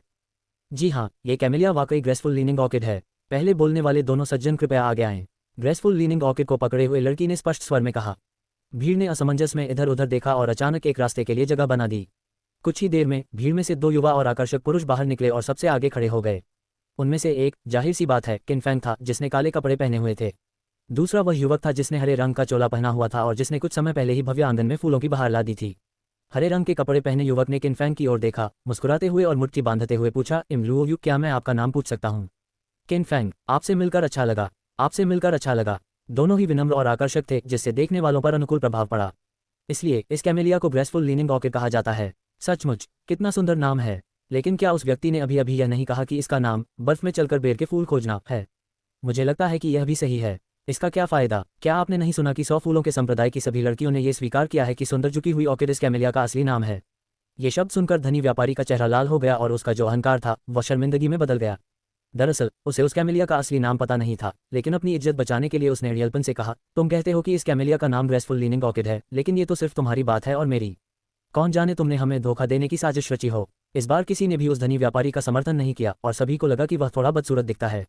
अगर आप ये साबित करना चाहते हैं कि यह camellia walking in the snow to see plum blossoms है या ग्रेसफुल लीनिंग ऑर्किड, तो ये काफी सरल है, किन फैंग ने अचानक कहा। क्या आपके पास कोई उपाय है? धनी व्यापारियों का चेहरा असामान्य हो गया। किन फैंग ने उसे कोई जवाब नहीं दिया। इसके बजाय उसने फूल पकड़े हुए लड़की से पूछा, क्या मैं थोड़ा पास आ सकता हूँ? लड़की थोड़ा शर्मा गई, सिर हिलाकर बोली, युवक कृपया ऐसा कीजिए। इसी क्षण हरे रंग का चोला पहने युवक लुओ यू ने कहा, भाई किन कृपया जारी रखें। ये सुनकर किन फैंग मुड़ा और देखा कि उसकी ओर एक तय करने वाला पंखा फेंका गया है। उसने तुरंत उसे पकड़ लिया और कहा, धन्यवाद। ये वस्तु उसके लिए उपयोगी साबित हुई। कैमेलिया के पास पहुंचकर किन फैंग ने तय वाला पंखा खोला, जिस पर बड़े अक्षरों में 4 शब्द लिखे हुए थे, जेड के समान सज्जन। वह भरे बिना नहीं रह सका, वह व्यक्ति अपने नाम के अनुरूप ही था। फिर उसने धीरे से कैमेलिया के फूल की ओर पंखा चलाया और इस क्षण जो दर्शक पहले तो भ्रमित थे, आश्चर्य से अपनी आंखें चौड़ी कर लीं। लाल रंग से रंगे सफेद रंग का कैमेलिया का फूल हल्की हवा में अचानक अपनी पंखुड़ियों को समेटने लगा। इतना ही नहीं, पंखुड़ियों पर फैला गुलाबी रंग भी पलक झपकते ही फूल के आधे से अधिक हिस्से पर छा गया। यह क्या हो रहा है? धनी व्यापारी अचंभित दिखाई दिया। किन फैंग ने बताया, एक सुंदरी एक ऊंची इमारत पर चढ़ती है, रेलिंग से टेक लगाकर दूर तक देखती है।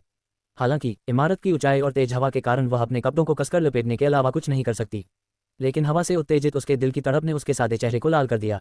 यही सुंदर झुकी हुई चिड़िया नाम की उत्पत्ति है। मैं समझ गया। इस स्पष्टीकरण के साथ ही आसपास के लोग अचानक समझ गए और ताली बजाने से खुद को रोक नहीं पाए। 100 फ्लावर्स सेक्ट की युवतियों ने किन फैंग को आश्चर्य और प्रशंसा भरी नजरों से देखा। इसका अर्थ वास्तव में सुंदर झुकी हुई ऑर्किड है, लेकिन इससे पहले किसी ने भी इसके बारे में इतनी काव्यात्मक सुंदरता से बात नहीं की जितनी कि उनके सामने उपस्थित सज्जन ने की।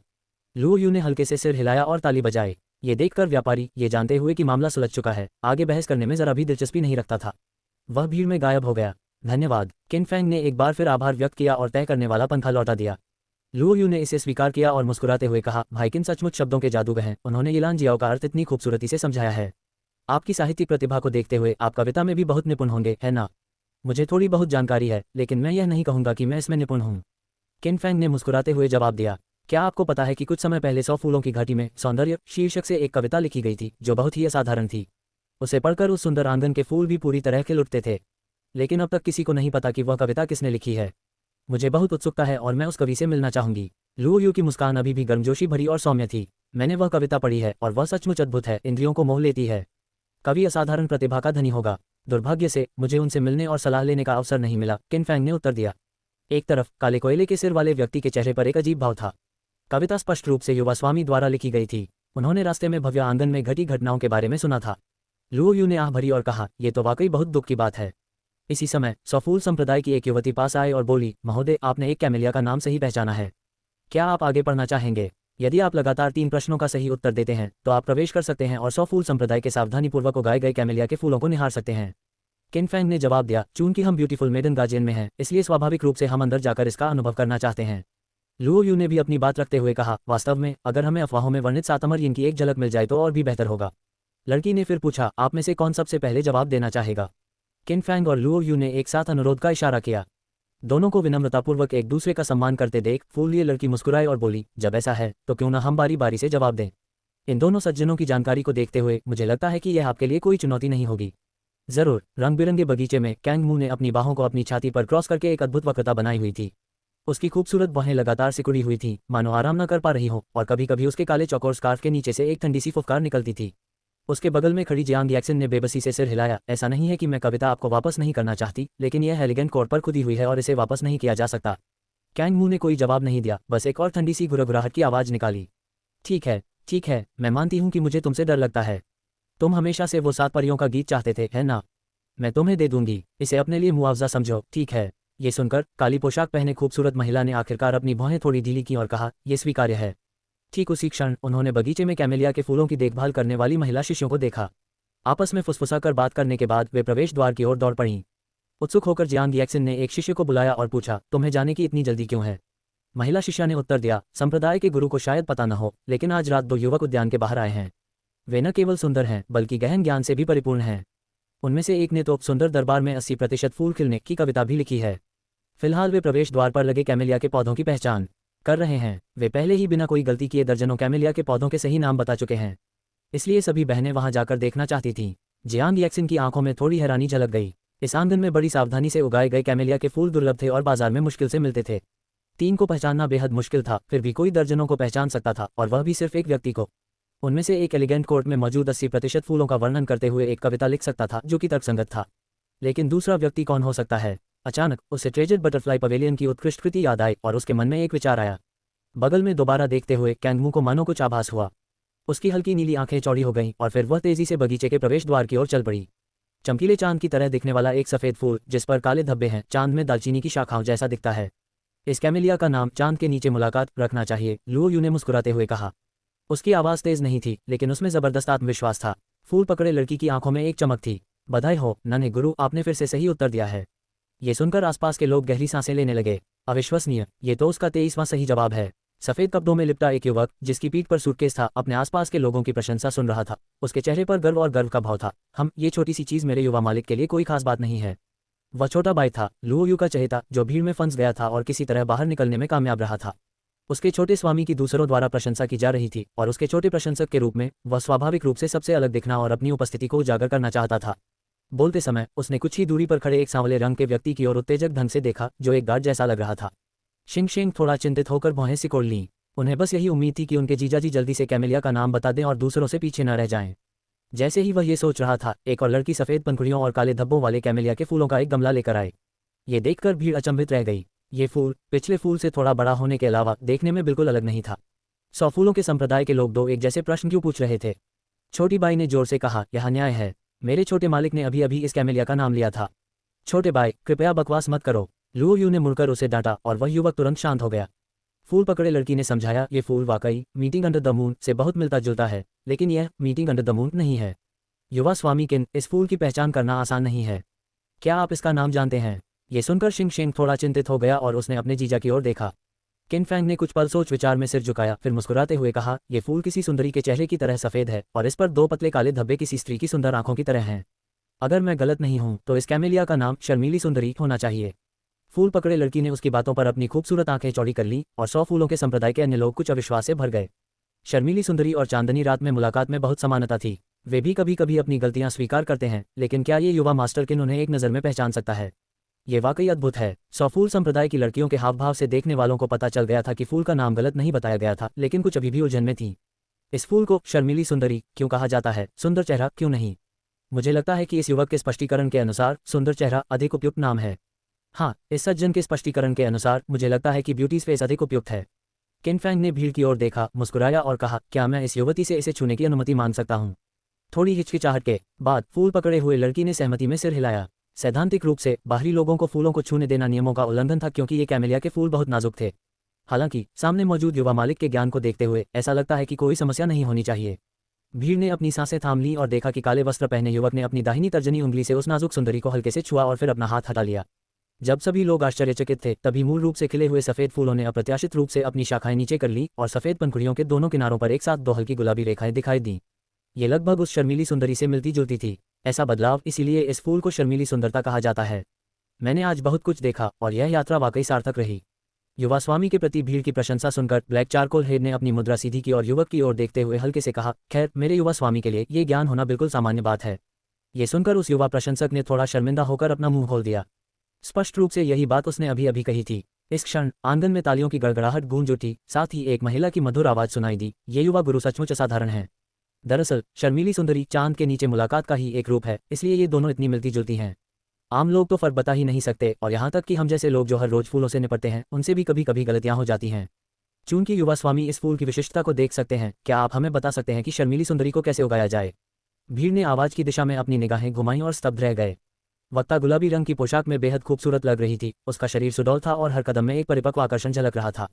उसके बगल में लहराते काले बालों वाली एक महिला थी, जिसने एक लंबी काली स्कर्ट पहनी हुई थी और अपने चेहरे पर एक काला चौकोर स्कार्फ बांध रखा था। भले ही उसका आधा चेहरा ही दिखाई दे रहा था, फिर भी इसने अनगिनत कल्पनाओं को जन्म दिया। खासकर वो हल्की नीली आंखें जो लोगों को दिवास्वप्न देखने पर मजबूर कर देती थीं। किनफैंग गुलाबी पोशाक वाली महिला के परिपक्व आकर्षण को देखकर चकित रह गया, लेकिन उसकी निगाहें तुरंत उसके बगल में खड़ी काली स्कर्ट वाली महिला पर टिक गईं। इसका एकमात्र कारण था वह काला चौकोर स्कार्फ और मिस कैंग की तरह ही मनमोहक बहुरंगी पुतलियां। उन्होंने इस बात को मानने से साफ इनकार कर दिया कि दोनों के बीच कोई संबंध नहीं है। ये व्यक्ति कौन है और मुझे ऐसा क्यों लगता है कि वह मिस कैंग से बेहद मिलती जुलती है? गुरुजी, सौफूल संप्रदाय के सदस्यों ने प्रणाम किया। गुलाबी कपड़े पहनी महिला की पहचान पता चलने के बाद अचानक सभी को एहसास हुआ। नश्वर जगत की चर्चित सुंदरता, सौफूलों के संप्रदाय की संप्रदाय प्रमुख जियांग याक्सिन। किनफैंग को होश आया और उसने तुरंत अपनी मुठ्ठियां कस लीं और कहा, तो यह मास्टर जियांग हैं। जियांग याक्सिन ने हल्के से सिर हिलाते हुए कहा, कैसा रहेगा? क्या आप साधना विधि बता सकते हैं? अगर बता सके तो ये शर्मीली सुंदरता का पात्र आपको दे दिया जाएगा। भीड़ ने गहरी सांस ली। हालांकि उन्हें फूलों के इस गमले की सटीक कीमत का पता नहीं था, लेकिन यह निस्संदेह कम नहीं थी। लेकिन वे ये भी जानते हैं कि पौधे की खेती की विधि बताने की कठिनाई और फूल का नाम बताने की कठिनाई में बहुत बड़ा अंतर होता है। क्या काले कपड़ों वाला ये युवक इसे हासिल कर पाएगा? छोटे भाई ने तिरस्कारपूर्वक नाक से कुड़ी। उसे विश्वास नहीं हो रहा था कि यह व्यक्ति, जो अक्सर ध्यान आकर्षित करने के लिए उसके छोटे स्वामी से प्रतिस्पर्धा करता था, वास्तव में ऐसी क्षमता रख सकता है। दूसरी ओर लुओ यू ने उम्मीद भरी निगाहों से किनफैंग की ओर देखा। सबकी निगाहों के सामने किनफैंग ने गहरी सांस ली और धीरे से बोला, शर्मीली सुंदरी और चांद के नीचे मुलाकात वाले फूलों की शुरुआती साधना विधियां काफी हद तक एक जैसी हैं। मुख्य अंतर पानी देने की आवृत्ति और धूप में रखने के समय में है। फिर पहले से पढ़ी गई सामग्री के अनुसार किनफैंग ने साधना विधियों की व्याख्या की। सौफूल संप्रदाय के सदस्य तुरंत चुप हो गए। कुछ देर बाद जियांग याक्सिन ने कहा, युवा स्वामी वास्तव में प्रतिभाशाली हैं। इस प्रतिक्रिया को देखकर सभी तुरंत समझ गए कि काले कपड़े पहने वह युवक बिल्कुल सही था। उन्होंने पहले ही इतने सारे फूलों के नाम बताकर हमें प्रभावित कर दिया है और अब वे उनकी खेती के तरीकों को भी समझा सकते हैं। ये व्यक्ति कौन है? इतने गहन ज्ञान के साथ क्या वह फैंटियन शहर की महान साहित्य अकादमी का कोई साहित्य संत हो सकता है? इतने सारे लोगों को किनफैंग की प्रशंसा करते देख लिटिल बाई को काफी असहजता महसूस हुई और उसने धीरे से बुदबुदाया, फूलों को पहचानना और नाम देना इतना प्रभावशाली क्यों है? अगर आप में क्षमता है तो हमारे युवा गुरु की तरह एक कविता लिखिए जिससे भव्य दरबार के फूल 80% खिल उठें। इसी क्षण जियांग याक्सिन के बगल में चुपचाप बैठी कांगमू किनफैंग के पास आए। अपनी हल्की नीली आंखों से उसने उसे गौर से देखा, मानो कुछ समझने की कोशिश कर रही हो। उसकी निगाहों से असहज महसूस करते हुए किनफैंग ने पूछा, क्या आपको किसी चीज की जरूरत है? कैंगमू ने अपनी आंखें थोड़ी सिकोड़कर सीधे कहा, क्या बादल सुरुचिपूर्ण वस्त्रों के लिए तरसते हैं, फूल एक सुंदर मुखमंडल के लिए तरसते हैं नामक कविता आपने लिखी है। इस बयान से सभी लोग चौंक गए। सभी की निगाहें अचानक उसकी ओर मुड़ गईं। 29/03/9:31 PM दिलशाद, क्या कविता की वह उत्कृष्ट कृति भी इसी युवा प्रतिभा के धनी ने लिखी थी? किसी ने आश्चर्य व्यक्त किए बिना नहीं रह सका। किनफैंग ने भीड़ की निगाहों को महसूस किया और उसका चेहरा सख्त हो गया।